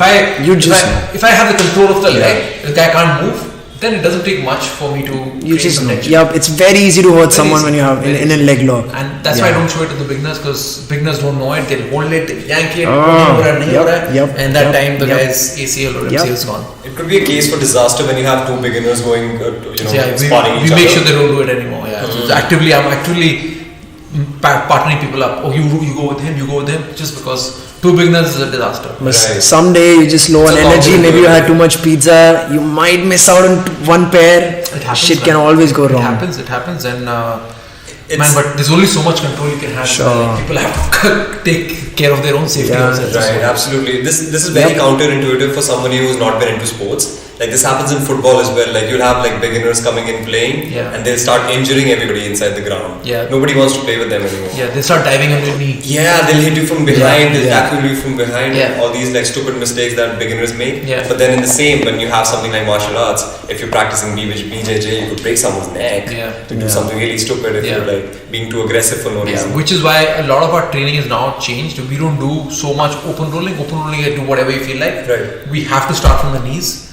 So what happens when you start from the knees? All of a sudden, it's a lot safer. How do I explain it? So look at the 100 meters in the Olympics. Usain Bolt fucking killing it. 9 seconds killing it. Speed of time. So explosive, so powerful. Now take the same 100 meters. Put the same Usain Bolt. Tell him to run on his knees. And see how explosive he's going to be. Once he's on the knee, he's not explosive at all. You don't have the torque. You don't have the torque at all. So a lot of our rolls start on the knees because their explosiveness is gone. Injuries reduced 50%. So a lot of our rolls start on the knees. Gravity is not on your side. And it's a lot safer. So that's one of the things that we've done. Like, if people stand up, like fucking sit there, fuck down. They sit down and they start rolling again. That's basically where the power of a boxer comes when you use your hips. So basically you shorten the length and then you go on your hips. You basically neutralize the person. You sit on your ass and try and punch and see how much power you have. You can't. No power at all. You're not just a fighter, but you're also a successful entrepreneur. If you have any suggestions for young people out there wanting to start something similar, create projects, start a business, what tips would you want to give those guys? Honestly, because you have the Indian perspective, you've had education outside, you've seen the world, you're more exposed. Yeah. But at the same time, you came down to India and you started something here, and something so revolutionary. And I really want to thank you for it, man. Yeah, Take for this sure. moment, please. 100%, because like I would really want to call you an entrepreneur because you saw a gap in the market and you capitalized on that, and also it was aligned with your passion too. Yeah, that's great. I think the entrepreneurial aspect of it is really important. Not only because it sounds cool, also because if it wasn't a successful business which was planned, it wouldn't have survived so many years. It's not survived because our training is so good. Right. It survived because there was planning behind it. Yep. We had to create the right amount of lead generation, enough presence on online, and all the things need to be in place to get people to at least know what this is, so they can come in for a trial class. So a lot of the guys who come in from other gyms, these things magically they're like, oh, it's a chalra. I should do this because magically it'll work. It's MMA, it'll work. Yeah. No, man, there are thousands of MMA gyms that have opened up, and they start in 6 months they shut down because there's business behind it. There's a lot more than just running good classes. Right. And you've had your share of ups and downs. You've opened so many centers at once. Opened and shut and those are your entrepreneurial scars that they call it. Sure. You've had all of that. I've had the ups and downs. Yeah, man. When we started off, I thought, man, the first day, get 40 people who turned up. I'm like, man, I'm sorted. Life's good decision. Yeah. Awesome. 1 year down the line, I had to shut my center down. I'm like, fuck, man. I had no money. I had like 5,000 rupees in my bank account a year from the launch. Yep. We opened 2 centers, one here and one Safdarjung. And the rents, I had to run an uplink rents for 2 places. Sure. It's the same 40 people split into 2, 2020. Sure. So I just started burning money on... I remember the date you started the TED Talk with, November 12th, 2012. Yeah. Right? That's your mother's November birthday 5th, as well. November 5th, your mom's birthday, and also the time where you were living in a hole. Yeah, I was literally living on Ignu Road further up. Okay. And when you opened my door, you had cow shit literally outside my room. Yeah. So that's where I lived. Yeah. And a year ago, I was in Hampstead Heath in London, man. I was fucking living there. Now I'm cow shit all over my fucking floor. So it went in a year. So all those learnings were important. And again, a lot of people want to get into the fitness business space because they think, oh fuck, fitness business. That's where I want to be. That's the niche I want to be in. I want to open a gym and sounds exciting. Too exciting. And you start paying rent of 1 lakh a month, and you're like, oh fuck. 1 lakh. And someone comes in like, sir, fee kam kar do yaar, sir, pay me. I can't afford 5,000 a month. Sir, kam kar do. I've been there. Some kar do, sir, make it 2,000, sir, I'll pay it. And you're desperate, you're like, chalo, 2,000. Right. Now, these fitness businesses, they are running like headless chicken, man. Yeah. Remember, jo bhi aa jata hai, le lete hain. 1500 de raha hai, le lete hain. They haven't done their math. It's a pretty simple math, and I teach it to my franchisees all the time. So my thing is this, okay? If you have taken a place, you're paying 1 lakh in rent. You need another 1 lakh for your profit for this to make sense. Otherwise, you can just take a job. So you need 2 lakhs a month. Sure. Now let's work backwards. How much do you need to charge? People don't know how much to charge. 2,000, 3,000, 1,500. You look at the gym next door. Oh, he's charging 2,000. I'll charge 2,000. I'll charge 1,900 because then all those guys will come here. Right. The marketplace. You're getting each other, and you're going into a shithole where now you're charging. Quality goes down, and so does the price. Exactly. Something which should have been 5,000 minimum. Right. You're charging 2,000 because that's what people are paying you. Sure. And now you've not done your math. Your space can only take 40 people. But you've put your prices 2,000. Now 2,000 divided by 1 lakh is how much? 50. For you to make money, 2 lakhs, you need 100 members. Space is only 40. You're charging 2,000. So people haven't done the due diligence of understanding what the business should be and how much space you can utilize. That's the biggest thing I see. People coming in and my franchisees, sir, we should charge this much because people can't pay. If people can't pay, then what the fuck are you doing here? Like, do something else. Sell pakoda or something. You're in the wrong market, man. In the wrong market, because you look at your space, you look at how many classes can you run, how many people can you accommodate, how much can you charge. That's when you know how much money you can make. You can't start a business thinking it's going to do well. No. You need to have maths behind it. But just by the nature of what it is. Sure. You need to figure out how much money you want to make and then work backwards. If I want to make, say, I'll just do the math for you guys. Yeah. Let's take Crosstrain for example. I want to make 2 lakhs. Okay. Revenue? 1 lakh I want to make for my rent, and 1 lakh profit I want to make. Okay. Let's assume there are no trainer costs. I take all the classes. Okay. So 2 lakhs. If I'm charging them 5,000, I know how much I need to make. Nothing is complicated. 2 lakhs divided by per membership 5,000. So I need 40 members. Right. Now I need 40 members. January 1st comes in. Now I need to start. I'm on a fucking target. Yeah. I need 40 members. Right. I need 40 members paying me 5,000. That's it. I have no other goal. Right. I So can you teach set them. it for yourself. I can teach the best classes in the world, but I need to convert. And what is 40 members? It's about 2 members a day. Let's take 1.5 member a day. If on any day I've not closed a member, I'm behind. I need to pick my game up. Okay, and for one person to sign up, I need to get at least 5 people calling me on the phone, inquiring about trial classes. Right. Yeah. I need to get at least 3 people in for the trial Sure. class. Sure. So this is how it trickles down. That's how you run a successful business, and not Bhagwan bharose chal raha hai bhai, let's see, hopefully people will come. And you can't always expect repeat business. Those guys to renew their subscription. 3 months, I learned something, I'm gonna quit. It's easier. It's always easier to renew the guys because you already have them. You have access to them. Yeah. And you can help them out, and it's much easier than getting a new guy. But if you only have 10 people, if they renew, you still need 30 more people. Right. Yeah. So you need to constantly get new people in. Yeah. So when you were training last to now, you must have seen a lot of new faces. For sure. If they didn't come in, we would be out of business. Yep. You know, so we have to constantly get new people in, and I always have a math behind it. I always know how many people are coming in, how many people are staying, how many people are renewing, when's the renewal date. Yeah. If I don't have an idea, if I'm just focused on best training, Yeah. I'm gonna be doomed. That's why we've survived 8 years, 10 years, and not because. Yeah, coach, like looking at the current times, I want to really ask you, with every other gym, there are people who can work out with the COVID scene differently. Here, there is a lot of physical contact at a close proximity. And there are 40 of them there. And there are 40 of them, and there's only one Sardarji I looked at who was wearing a mask. We came without masks. Sardarji is a doctor who's selling mouthpieces. He wasn't a member. So Sardarji is a gum shield expert. So he comes in and makes customized gum shields for people. Okay. So that's why he's wearing a mask. He's not a member. Okay. But again, the whole idea is about trust. It's about trust and about knowing people. But so today was a bit of a weird scene because it was a group class. So what we've also done apart from group classes, which are going on, and people are aware that there's a risk with COVID. Yeah. They're aware of it, but they trust each other, so they're doing that. Sure. We've also made half the gym into a social distance gym, which you didn't see today because we didn't do it today. From Monday to Friday, from 5 p.m. to 9 p.m. you can come in, and half of a gym is being blocked off, and that's 100% socially distant.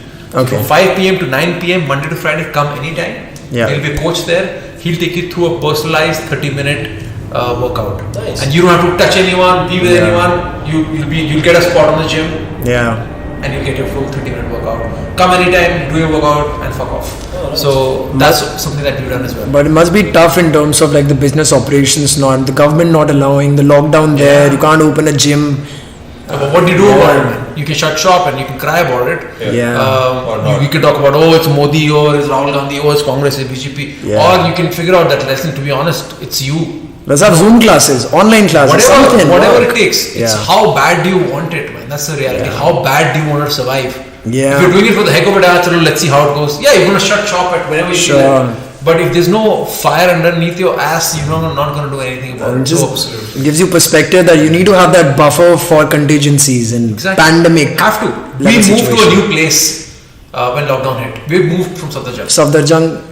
We moved here in the lockdown. And people said, oh fuck, Crosstrain shutting down, it's shut, it's done, the chapter is ended. This is bigger than Safdarjung. We fucking moved to a bigger place with better equipment, with a larger setup, more people. Yep. So it's a term I was telling my team all through lockdown.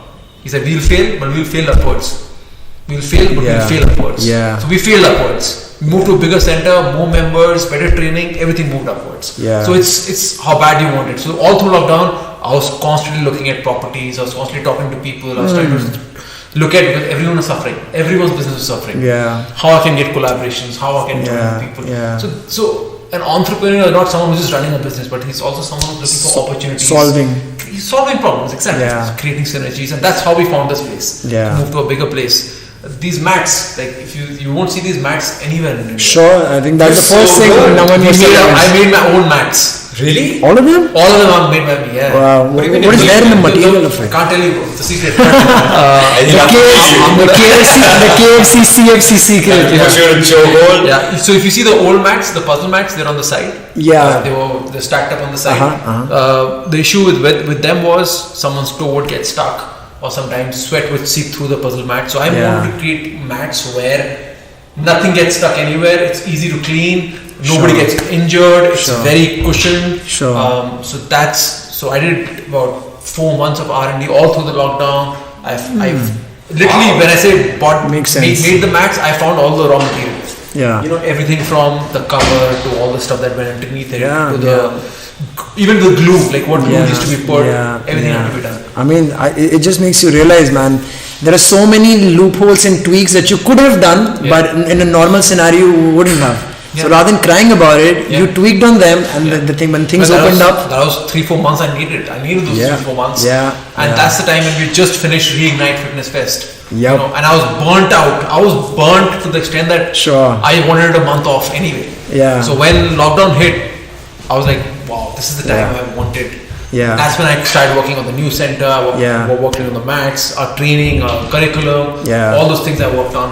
So talking about Reignite, I would like, when I spoke to Anu as well, we wanted to get you in, my organization, give self-defense classes. Somehow the HR, couldn't get the approval from the management. Past is past. But I saw that you're wearing the Reignite, clothes. And how did that happen? It's one of the biggest fitness fest in India, right? It was the biggest fitness fest. Biggest. So the way it happened was, I wanted to organize a really good big Jitsu tournament. That's how I started. Now I could call it Siddharth Singh Championship. Nobody would give a shit. They would come go on my name, but it wouldn't be. Sure. So I needed to get an international brand name associated with us. So ADCC is the world's largest submission wrestling. ADCC, Abu Dhabi Combat Club.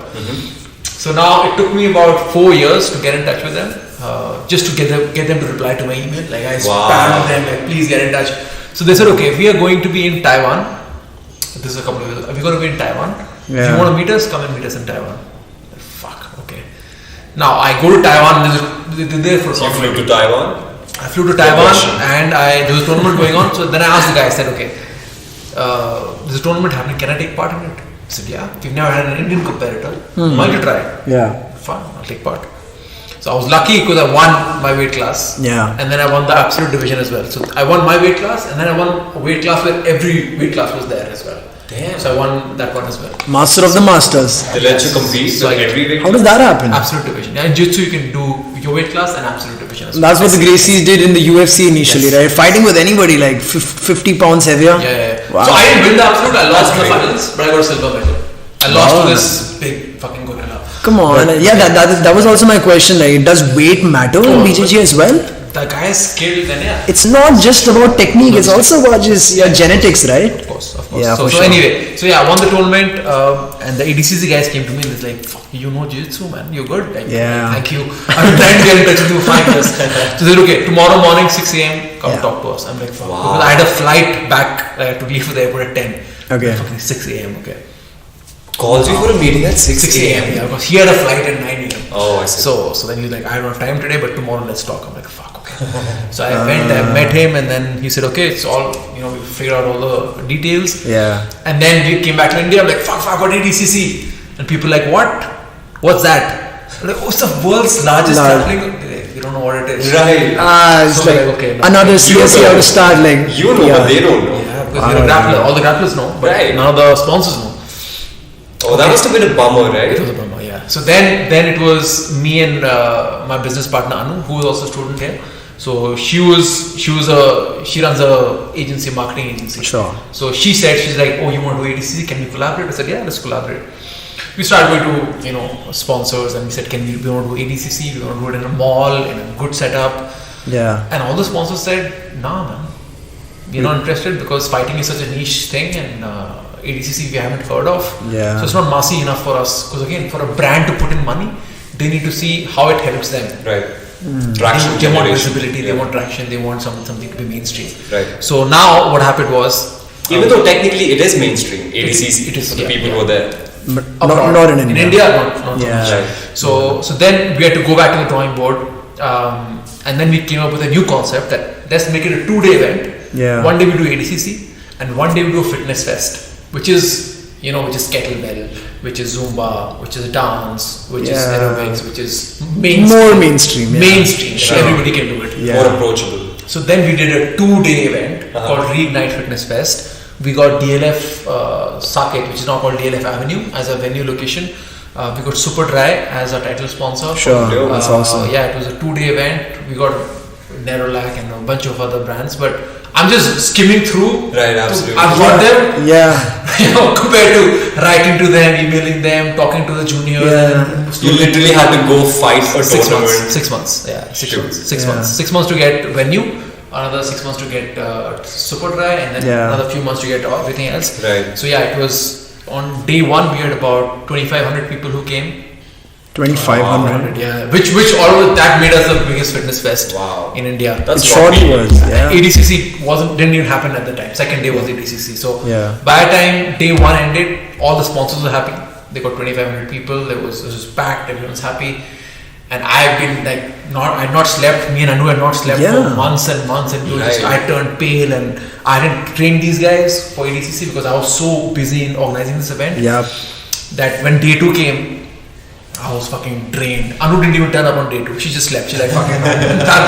Reignite is done. Okay. The second day ADCC, I'm like, I didn't sign up for this. Yeah. Second day was so hard because Anu was done, and we had 280 competitors who came in. So 280 competitors meant we had about 12 and a half hours of fights. Holy. On three mats, and I had international referees who would come in and judges. So I'm running from this place to that place.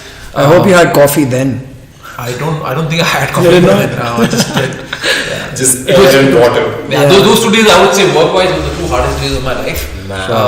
Apart from that, I can't corner my guys because I'm the organizer. Right. I couldn't corner my guys. I couldn't coach them. Yeah. So between Tarun and Rachit, these poor guys were running around cornering, and they had to fight as well. And they won as well, I They believe. won as well. Yeah. So between all of that craziness, it was those 2 days were really. Did somebody say ये तो घर वाली बात आपने करा दी, ये तो आपने अपने बंदे जितवा दिए अपने टूर्नामेंट में? That's a good thing. That's a good thing because none of the judges and referees were ours. Okay. They were all from. That's awesome. We call them all international ADCC referees. Nice. So our guys were not involved at all. Makes it more authentic. Authentic, yeah, completely. We had nothing to do with it. Sure. So we put everything together. Even the matchups we didn't make. Yeah. We used a software which did automatic matchups. Yep. So everything was, and nobody in India had ever seen an event like that. Exactly, that's what I was going to ask. Did you have any precedent before doing anything like that, or was it just like you creating a new? A lot of the things that we've been doing, nobody has done before us. That must be a challenge as an entrepreneur, right? Because sometimes you can just look at something that has already happened, like a template of sorts. Cut, copy, paste it. Yeah. Yes, and that works most of the time. That it works. does help, but when you're creating something completely new out of the block and people don't know about it, you have. And you've done that 2 times with one with CFC, one with this. And the It's biggest so inspirational coming from you. Yeah, but I honestly, for me, Crosstrain is my passion. Like I love Crosstrain, I love training, and I love our students. Organizing that event, organizing ADCC was okay. It's an ADCC event. It's grounding, and I love it, and let's do it. Yeah. Doing the fitness fest, I was like, okay, now I'm going to promote Zumba and kettlebell, and which is not really my forte. And I frown upon those things, to be honest. If I can be honest, I frown upon Even kettlebells, for sure. dance and all that. Kettlebells, do you? Kettlebell, it's out of all the things that happened, kettlebell was my input. I said, at least do kettlebell, at least some option. At least something I'll be interested in. Yeah, but I don't understand why are kettlebells so expensive. I went out to buy 4,000 rupees 8 kilos. I'll get a dumbbell, dude. At least you guys are calling it kettlebell, man. When I had my sales team, they were marketing and they're calling people. All the people were like, what is this kettleball? What is kettleball that you're promoting? It's a kettleball. चाय बनती है Kettleball. नहीं kettleball नहीं करना है. Kettleball. We'll do dance. चाय थोड़ी पियेंगे exercise के time. How many times I had to face like this? Yes, it was. Yeah, but again, it's educating. Educating it. It's an education gap. A lot of people sat out the kettlebell session. They wanted to see ये है क्या, and they joined in afterward for the yoga or whatever happened. Yeah, you got to do that thing as well to market it the right way as well. It has to be. Sure. Otherwise, sponsors don't want to come on board. If I did an event in a school auditorium, which brand will come? Which brand? They might come and they might say, okay, we'll be your biscuit partner. We'll give you biscuits, give it to your participant. They will, but they're not going to give you money. Right. Sure. How does that process go? Like when you go to a brand and you want their money, what do you do? You have to show them value. You can create a presentation on PPT or like you talk to their marketing manager. Everything. Did you make the presentations too? Everything. Going back to the last job, every aspiring entrepreneur or just a regular entrepreneur watching this, they should like listen to this really carefully. So the process is pretty simple. Because people just start to think like we'll create an event and we'll take some money from a brand, but you actually have to go there and pitch it. You have to go, you talk to the marketing director or marketing manager, whoever it is, pitch them the concept. Only if they see any value to, and listen, it's not so easy to get money out of brands. You might get, like I said, biscuit partner who'll give you free biscuits. He'll give you Parle-G, 20 packets. Product placement. But for a brand to part money with their, with their money, it has to be something really big. Sure. So, like I said, it took us 6 months. A lot of brands, and again, I'm talking about one successful partner in Superdry, and about 10 other brands which also gave us money. But about 500 brands which said no to us, either at the early stage or at the final meeting. Wow. So Superdry was not going to be a title sponsor, there was a different brand. And right at the last moment they backed out.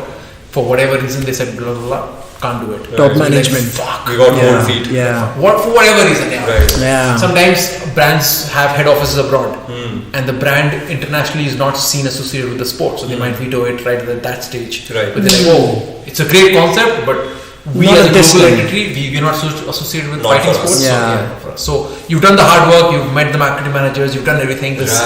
And then someone else who's not related vetoes it. That's the thing, right? Like when they say when you look at an entrepreneur's life, you look at the top. But everyone's saying, "Oh, biggest fitness fest." Right. Yeah, but did you see the hard work that fucking went behind it? Half a year, man. 500 failures. 500 is so many failures. And just for a manager to give you a meeting, that's a win by itself. Sure. That in your book should be, fuck, I'm getting to. At least I'm getting a meeting. Right. Yeah. And we're used to, man. With the combat sports, we're used to getting tapped and choked. So we know what failure is like. So we're used to it. Just keep on. Okay, next one. Next partner, next brand, keep trying and eventually you get there. Wow. I have one question to ask you. As someone who practices yoga himself, do you have any aspect of yoga coming into your training? Do you practice pranayama or do you do any sort of joint mobility exercises? I personally don't. I'm infamous for how averse to yoga I am and how inflexible I am. But it's something that I need to start working on, for sure. My girlfriend is massively into yoga, so she's always pushing me to do more yoga. Deepak sir, who's our guy, he's constantly pushing me to do more yoga and do more stretching. Right. But I have a bunch of guys who are massively into Sadhguru. So they go to Sadhguru. Rachit, yes. A lot of guys Rachit keeps sending me those. Whatever Sadhguru teaches them in terms of yoga and breathing, you see them downstairs, they're stretching all day, they're doing like this and that, all the asanas. So I look at them, I'm like, that's good. What about meditation and incorporating that level of calmness and focus? So again, I don't do too much meditation. Don't really get too much time, to be honest. But what I've been doing is a lot of breathing. So Wim Hof breathing is what I do it every day. Since 4 years, all winter is just taking cold showers. Cold shower. Exactly. So right now inside we're gonna have cold showers. Cold shower. There's no geyser here. That's shower awesome. with cold water. It's so nice. So I'm doing just a couple of things. The Wim Hof, it's really good for the adrenaline gland. Really I have one of my family friends, Phoenix. He lives in the UK. He lives in Bath. So what he did was, he was from Doon as well. So he took his kids when they were young. So he would never give them hot water. They were always taking shower, cold water. He would let them swim in ice water. They would let. So the kids have now grown up into just beasts. They're all savages. All three are savages. Because he, as children, he never coddled them, never cuddled them. He gave them love. For sure. But ice water. No physical comfort. So one of his kids, Tommy, was standing on both feet in 4 months. What does that mean, sorry? So usually it takes a child 1 year, 1.5 years. He was standing on both feet. Dude. You And make they superhuman out of just temperature change. Those kids The kid is eating steaks and being thrown into cold water. That's what's happening. The kid, all three of them, three kids are monsters. Jitsu, they can do back somersaults, land on one foot, and then do it forward. They're unbelievable. Man. Right. Next time when they're here, I'll connect you to. For sure. You need to get them. They're massive. For sure, 100%. Yes. That'd be great. It's so great what you're doing. Yeah. It's so inspiring to talk to you. Honestly, like I get this energy from you at this point, man. Like you're a go-getter. We need more people like you. More solution makers and you know. And it's nice to know that you apply this science that we also are aware of and we apply as well. And it just changes the psychology. It's an evolution in itself, you know. Yeah. And you're also constantly learning.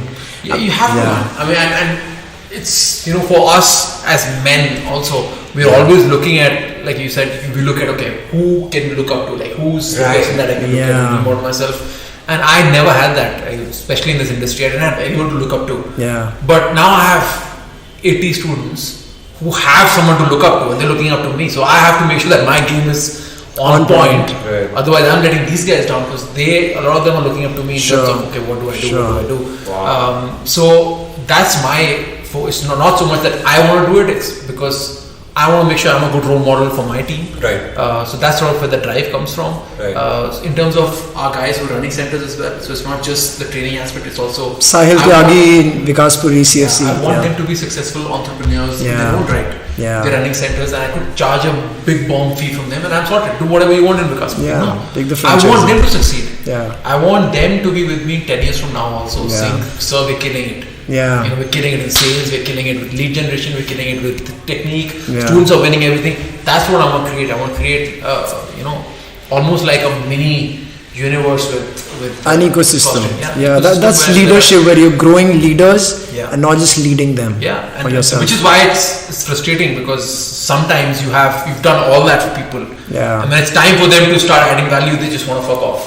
You know, they want to like start something on their own, or they want to break away, or they think they know everything. Yeah. And that's when That's they leave, true. and then they start. And I feel bad because I don't want them to nosedive. Yep. But Yep. like you play team sports. Right. Sure. You play football. No matter how good of a striker you are, if you don't have a good team which is feeding you the ball, you're not finishing shit. Yeah. You know. So my whole concept is let's make the strongest team. Yep. You know, and with the team we'll make champions. We're stronger together. Yeah. That's the same ideology I apply with Naman and I having the podcast together. I believe when two people are there, we can go longer. Sure. But if I'm alone, I can go faster. I know, but I probably won't be able to go like distance. Yeah. But together, I think if we have the community pull, two people doing it together, that's why we're part of CFC. Sure. We're part because if I'm not feeling up to it today, there's somebody in my community who's going to pull me back. Okay, bro, you've been slacking now. Come back to the mat, you know. Yeah, that's the thing with my podcast. The podcast I have, I'm so fucking lazy. Lockdown with Sid? Yeah, I've been so lazy with it. I like the name. Lockdown with Sid. And there was lockdown after. So I've been running lockdown with Sid since 2016, and then the lockdown hit, and then I was like, now I should put it back on. It's like so apt for now. Yeah. And how did you market it? I really liked it. Said India's most inconsistent podcast.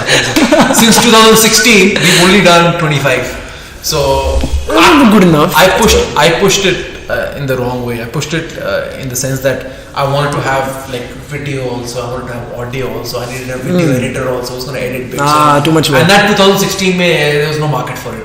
Sure. I had a couple of guys who came in, left, and then it became too. So now I want to simplify it. I want to have something very. That's crazy. We've been starting so many things at the inception of it. Like podcast 2016 wasn't a new thing back then. I think right now a lot of people know Joe Rogan is blown up. He's out of the funnel now. Yeah. I think something with podcasting, you can do it no matter what. Even if you started in 2016, you can keep doing it till you die. Like, you can. My issue is just my the fun commitment. Conversation, the learning. My commitment to it is off. Only because I have so many other commitments. Fair enough. You have a lot on your plate. I feel really guilty of not doing it, and I'm guilty because I know I have guests who want to be on it. Like I've spoken to people, they're like, when are we on it? I'm like, maybe this Friday, but Friday something comes up. And hey, if you need any help, you can hit us up. We can help you with your podcast. This is a community here. Sure. We found a way to just simplify it and put a podcast out there every week. So our thing is just consistency. That's the biggest key. That's it. And I've realized that one thing from you as well. Just be consistent. Don't think of perfection and great quality, great music, great editing. Just do it. Just do it. Eventually, when you make those mistakes, you will grow from it yourself. Yeah. Nobody's going to come and say, okay, guys, sit down. This is how you crack enough podcast. Yeah. Right. You're going to make no school for it. Yeah. I don't need nothing in life, to be honest. They might teach you, like I did my master's in economics. I'm not really using economics. In a way I am, but not really. I think you are. I am. In a way, in my running the business, I am. But you understood the space, like as you were talking. But you do understand the economics in the marketplace and the strategy and supply, demand and macro, everything. Like even when you read the newspaper, you don't feel like, okay, I'm just this guy who works out. Yeah. You get stuff now. You get stuff done, and for me, it's just that. It's just you start on that path. Yeah. And then you make your own mistakes and you create your own story. Yeah. Otherwise, you keep following someone else's path. That they have said this should be done this way. Man, just do it. Just do it. Fuck up. Do it. It's okay. Fuck up. Sure. You will have your own experiences. The Frank Zappa way. You look like Jay Shetty. Jay Shetty, really? The inspiration guy. Yeah. Dude, you should check him out. Like, if you have, do we have a phone here, or all our phones are recording? But like, I'll show you after the whole thing. You will talk after the 100%. Yeah, it's a little more brown with blue eyes. I don't know if he wears lenses or not. He's an Indian guy living in USA. Okay. Making a lot of money on motivational talks and shit. I need to get into that industry. Yeah, you could. Finally make some money. This is not going anywhere. You made for it, man. You're so inspirational and a powerful guy. Yep. And you have like good amount of experiences in your kitty. You can talk about them. There's a lot of experiences, and hopefully in another couple of years I'll have my own team of guys who'll have their own stories. When they're running centers. Yeah. The Noida center is killing it now. Vikaspuri center is picking up. So I think I'm going to visit the Vikaspuri center. I stay very close. So I'll definitely go. I would still say come here. Okay. Only because he knows the place and a lot of people know him and they know you. And we come here together because we stay very close. Yeah, we gotta do that, man. Yeah, you guys should come here, and then eventually we'll introduce you to the Vikaspuri guys because they also come here. I think I met someone from Vikaspuri downstairs. I'm forgetting the name. There was a new guy who had come. Yeah, but no, you'll meet the coaches. So all the coaches. So the way we've done it is they run their own centers. But on a couple of days a week, they need to come and train with me as well. Because they need to keep improving. Yeah. Right. Yeah. Just at the bar. Yeah, I have to constantly, because the technique is evolving on a weekly basis, not even monthly. So they need to come and make sure their skills are sharp. So twice a week they'll come in, Rachit will come into Noida, those guys will come, they'll train, we'll get better, then they'll go and teach. Like a CEO mentorship program. It has to be. Yeah. It has to be. If I leave them to themselves, it's very easy to get disillusioned. It's very easy to get, in your head, oh fuck, I'm tapping everybody, I'm the best guy. When you come here, you get smashed by 20 people. Like, fuck, I'm not that good. Okay. I'm a coach there. I'm a fish in a small pond. Right. But here you get the real test. And again, for me, this is not that. For me, then I go abroad and train in a bigger gym. Yeah, you gotta get your ass beaten too. Then I need to learn something. Right. 100%. So that's the ideology I do live by. 33% of the people you inspire, 33% of the people are your equals that you can talk to freely, and 33% you look up to who beat your ass. Who inspire you. Yeah, who inspire you. And if you don't have that, if you have all the people looking up to you and you're the best in the room, you're in the wrong place, man. You're not growing. Exactly. Yeah. Exactly. So it was awesome. It was awesome chatting with you guys. For sure. That was good. And if you guys have any other questions, issues, doubts, just one thing, just talking about, I don't want this to stop. I don't want to stop too, but probably. Go ahead. All this while people compared, if Bruce Lee could beat Muhammad Ali, I want to take from an expert in mixed martial arts. If you think Bruce Lee was alive and Muhammad Ali was alive as well, and they fought, there's a different weight class and all the parameters different, but do you think Bruce Lee could ever beat Muhammad Ali? Would he ever beat Muhammad Ali? I think in a street fight. Because they compare it. There's a constant comparison, and I just want your take. There are a few things. Firstly, the size difference, bro. Muhammad Ali was a huge guy. He was a massive guy, and Bruce Lee was a very short guy. Yeah. Very short, thin, skinny guy. Yeah. And then, are they fighting overnight? It's like, boom, go now. Or are they getting 3-4 months of training? I think they would know that if they're fighting each other. Then I would obviously say Muhammad Ali, because now he's going to figure out how to to defense of kicks. The only way Bruce Lee is winning if he's able to constantly keep attacking Muhammad Ali's front leg, which makes the mobility off. Because again, boxers have weak legs. Yeah. They don't do leg conditioning. Yeah, except skipping. So they don't really throw kicks. Exactly. If they constantly get hit on the thigh, the mobility is gone. Yeah. That's why Floyd Mayweather won't come to MMA. Won't. 100%. Yeah. Because of the leg thing. 100%. But if you give them 6 months, if you get Muhammad Ali 6 months, you get him to condition his thighs, basically figure out how to defend against roundhouse kicks and push kicks and all of that, he'll murder Bruce Lee. Yeah. Murder him. Yeah, that's your take. Murder him. And that's the take, guys, coming from an expert. I mean, that's my take too. I It's believe. a 5 foot some guy fighting a 6 foot, 220 pound killer boxer. There's not. And his reflexes are not not on very point. Fast. Very fast. Again, you're thinking both in their peak. Both in their prime. Yep. So Muhammad Ali in this prime was ripped, shredded, could move, had the longest jab in the world. How does Bruce Lee come in? Sure. The jab, how do you get past that jab? Yeah. Which is constantly in your face. Yeah. And he figures out leg defense, it's all over. I'm saying, it's almost like Israel Adesanya, Paulo Costa. Yeah. You're big, you're strong, but if you can't, if you can't move, you can't do nothing. And shed Paulo Costa by 1 foot and make him thinner. That's Bruce Lee. That's it. Make him really small. No, I'm saying in this case, Israel is Bruce Lee because he's kicking and you're more fast. He's tall. Yeah, he's tall. Lanky. He's tall. Lanky. He's got reach. That was a very surprising fight for me.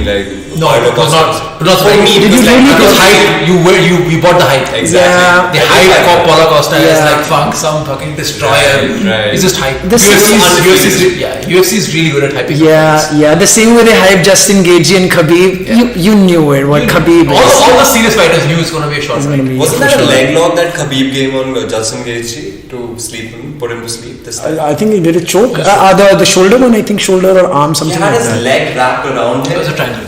I think so. So the first round ended. He was going to end it the first round itself, but then second round everybody knew. But they all said he's an NCAA first division champ. Doesn't matter, man. Khabib is at a whole different level. He's a whole different. And a lot of NCAA champions have wrestled with Khabib, and they've said, we don't know what the hell this is. This is a different level. Daniel Cormier, who's Olympic gold medalist, he's 100 kilos heavier than Khabib. Has said that Khabib is. I can't put him off me if he's on top of me. Khabib is a different level.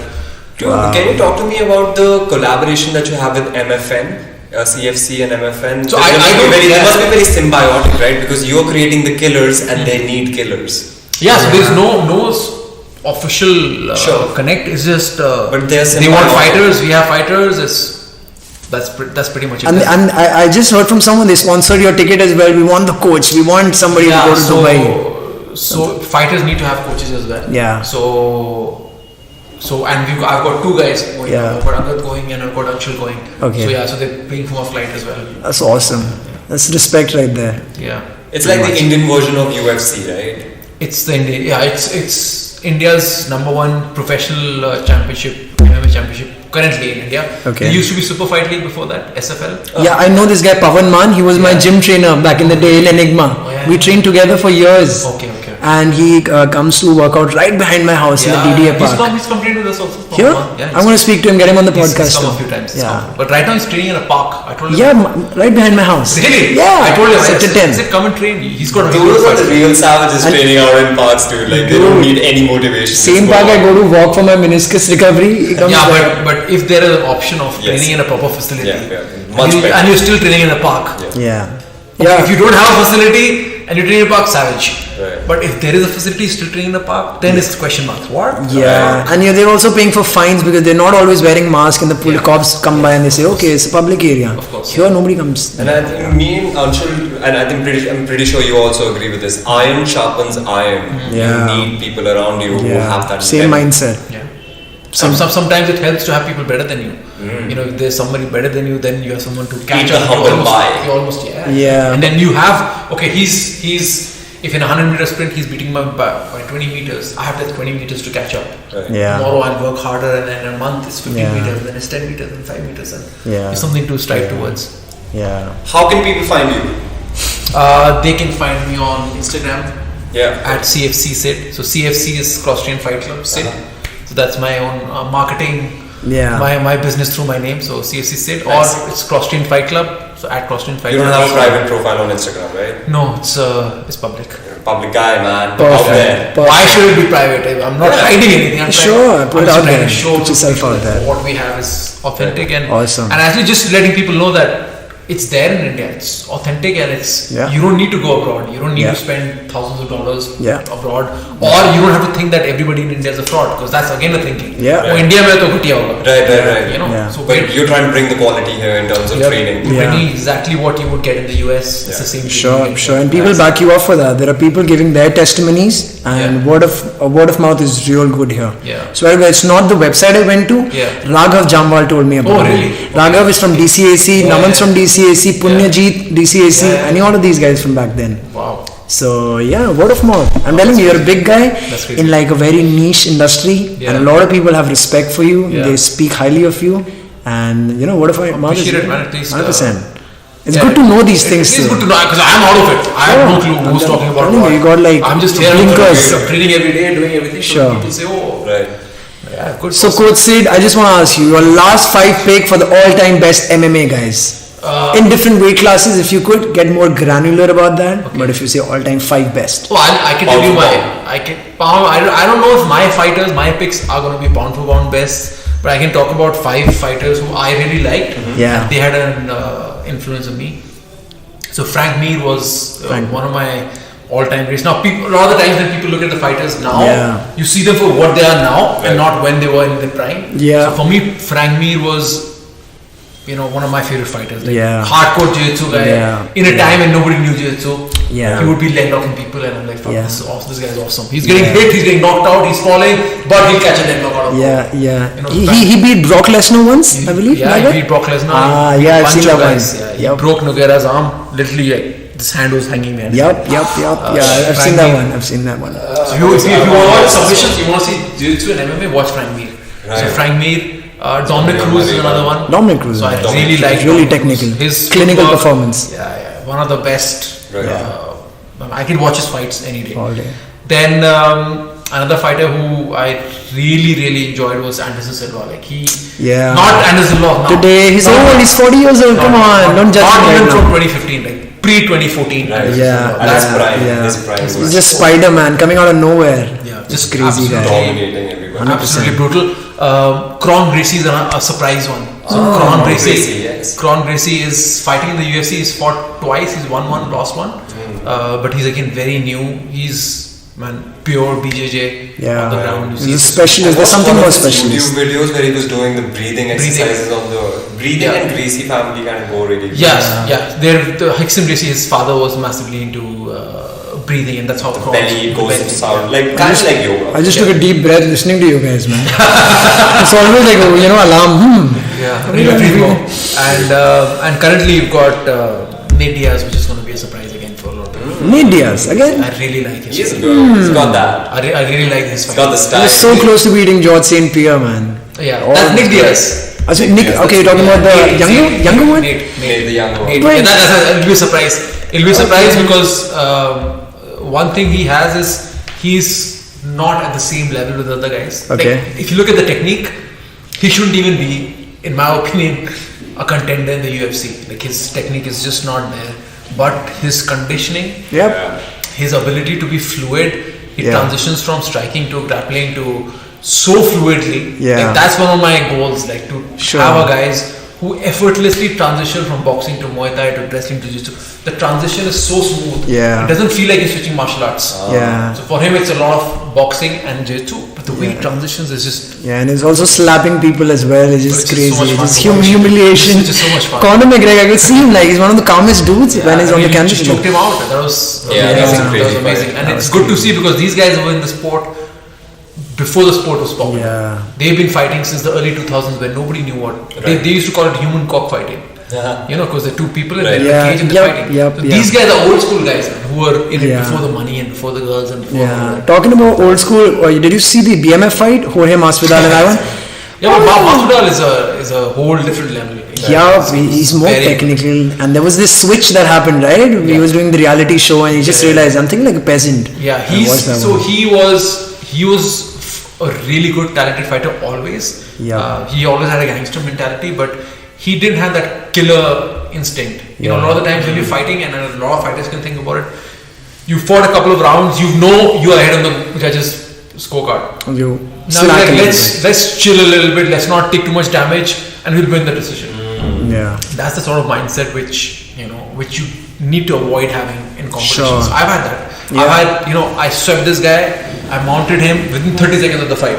Yeah. Okay. I'm 6-0 up. I'm 6-0 up on the points, and now I have 5 minutes to go. Yeah. And I'm on mount. I'm like best position, 6-0 up. 5 minutes. Now what do I do? Yeah. I've got the best. Yeah. And I chilled. Yeah. And then within 3 minutes he had me in a triangle. Oh my god. And I'm like hanging on. Thankfully I survived and I won that fight. Because he's hungrier right now. He knows he's losing on the scorecard. The only way he's win is going to choke you out or break something. Exactly. So it's the mindset. So with Jorge, it was he switched that thing. No easy now. Finish. See, you have this beautiful drawing of Jorge down there, right? Yeah, it's beautiful. Somebody made it? Yeah, it's one of our students, Shiv. So Shiv came in and he said, it's amazing. Yeah, he said, he's a professional graffiti guy. So he's like, can I just do 2 graffiti arts on the wall? I said, yeah. He said, do you want anything? I said, oh, just do whatever you feel like. So one he made Jorge and one he made me. So I'm like, oh, for fuck. Wow. Where's my coming? Just fucking hide that because it's so embarrassing. And you see your face and like, oh man. Because I avoid after that, I'm gonna go down. I avoid that shit. Like I don't want to look at it, and I'm just. What does it make you feel like? Just horrible. Really? Really? What the fuck is that? What kind of ego death have you gone through? I don't like it. I genuinely don't like it. And the first chance I get, I'm gonna put a good board and hide it. But it's because he's made it. And no, I think you deserve it. For sure, what you've done to India, at least this ecosystem. I don't know. It's different. You deserve it. I don't feel I do. I get. But I get weirded out. I get it. Which is like. Not right now. Who the fuck is that? I'm not at the end of it. I'm not done yet. I'm not peaking right now, man. There are higher highs to go to. For me, I want to make sure the Crosstrain is in every single city in India. Yep. There's MMA through Crosstrain in every single city in India. Sure. I want to make sure that the women and kids and everyone. The day someone says that fuck, everybody's learned MMA and now no woman can be raped, no kid can be bullied, sorted. That's the day I'll say, okay, now I think we're done. I think we're done. But I think we have a long way to go. A long way to go. So that's why the next step is now to take Crosstrain to other cities, create a system, a structure where we can spread this art and. We have another one in Chandigarh, maybe. We have a center in Chandigarh as well. That's great. Wow, that's awesome. Chandigarh. That's people listen in Chandigarh. Cross CFC. Crosstrain, all the people listening in from Punjab or Chandigarh. There's another one there. Yeah. So there we do focus. There again, it's just beginners, basics. I'm a big proponent of basics. Everyone coming in, you just need to know if someone holds your hand, how can you get out of it? Like that's. Yeah. And for women again, I don't need to teach someone who's coming in for self-defense. I don't need to teach them complicated submissions or chokes or sweeps. Yeah. And this is when I cover a self-defense seminar, I talk about this a lot. And I think it's if you guys can share this to the girls, Sure. It's like imagine because you don't want your mom being in a situation or your sister being in a situation where someone attacks them. So it's very important to understand the psyche of an attacker. A lot of the times. You'll have someone who's following your sister, for example. He knows where she's going, what she does, blah blah blah blah. What type of people are those guys who are stalking women or targeting? They're basically weak-minded people. They're losers. They're losers who want to get a girl through violence or through aggression or through blah blah blah. They are not people like they're not trained as well to fight. Not at all, because. People like you, I can see you guys going in, putting in the effort, training, getting good. You're dedicated, committed. You are not going to be standing on a street light, looking at girls. Those are fucking losers. There are people who can't commit to a disciplined lifestyle. Sure. Killers and the criminals here they're not doing that. Right. So, firstly, understand what type of people are attackers. Is those losers. Okay. The guys don't have confidence. They are looking for a victim. They're looking for an easy target. So what happens is when they attack, they are fucking as nervous as the attacker. Their heart is pounding. Maybe they are in a van. They'll come, they'll stop a van, they'll pick you up, put you in the van, close the van and go. And if you go with them, every time they make a grip or they're able to pull you and succeed, their confidence keeps getting higher and higher and higher. Right. So the way I work in self-defense is I work backwards. Yeah. So I will break the grip first. Right. For me to put you in a van and to hold you first, right? I break the grip. Now this guy's like, fuck! He's getting nervous. Let me hold her hair. Right. You break that grip. Now he's getting more nervous. Yeah. And now she's screaming and she's loud and she's in fight stance and she's got a base. You try and pull her, you can't pull her. Right. You can't grab her. Now he's getting more and more and more nervous. And he's like, fuck it, it's too much work, I'll do someone else. Yeah. So it's that 5 to 10 second window where it goes from a successful kidnapping or assault to someone who's able to defend themselves. It's that 5 to 10 second window. Sure. Okay, and if we can diffuse the situation there, and it's so common. It's the same shit that happens over and over again. Yeah. Someone's coming on a bike, he holds your necklace and takes your necklace and she goes away. He takes your bag and runs away. Or he comes and he holds your hand or he holds your hair. It's the same. Yeah. That's what I cover the most when I teach self-defense. It's basics. Yeah. Because once he figures out that you're not an easy target, he's not going to waste his energy. He's going to fuck off and look for something else. Sure. And the best thing to do, right? Yeah. In that situation, I've known a little bit. Just sit down and get your center of gravity low. That's Yeah, something like that. Yeah, that's one thing. If someone's pulling you, then you can get lower. But sometimes there are multiple people. Sometimes they hold your hair. Sometimes all those different options. It's common options, but sure. So guys, what do you think? I think the battery is low. Don't go on. How long have we gone? 2 hours. 2 hours. Yeah. We've been here for 2 hours. Didn't seem like 2 hours though. Damn, bro. Didn't seem like. Yeah, I think I covered almost everything I wanted to ask. Super educational for me. Super Find stimulating. Coach Sid on Instagram, Coach Sid, SID, and CFC. Come, train, become better. Let's sharpen each other up. And thank you for the time. Thank you. And for being so awesome, man. Yeah. Really, genuinely. Coach Sid, thank you so much for being that humble and letting us have a podcast and maybe a little bit of interview you. Yeah. But I hope you had fun as well. It was fun. It was always nice talking to people like you who are really passionate, and I hope you guys will be consistent with the podcast. Sure. We'll be on it. And hopefully one day Spotify buys you for 10 million on Spotify and streaming. Hopefully, and we can get a franchisee or CFC too. Maybe. Perfect. Cheers, guys. Thanks All a lot. right. Thank you so much. Thanks, All guys. right.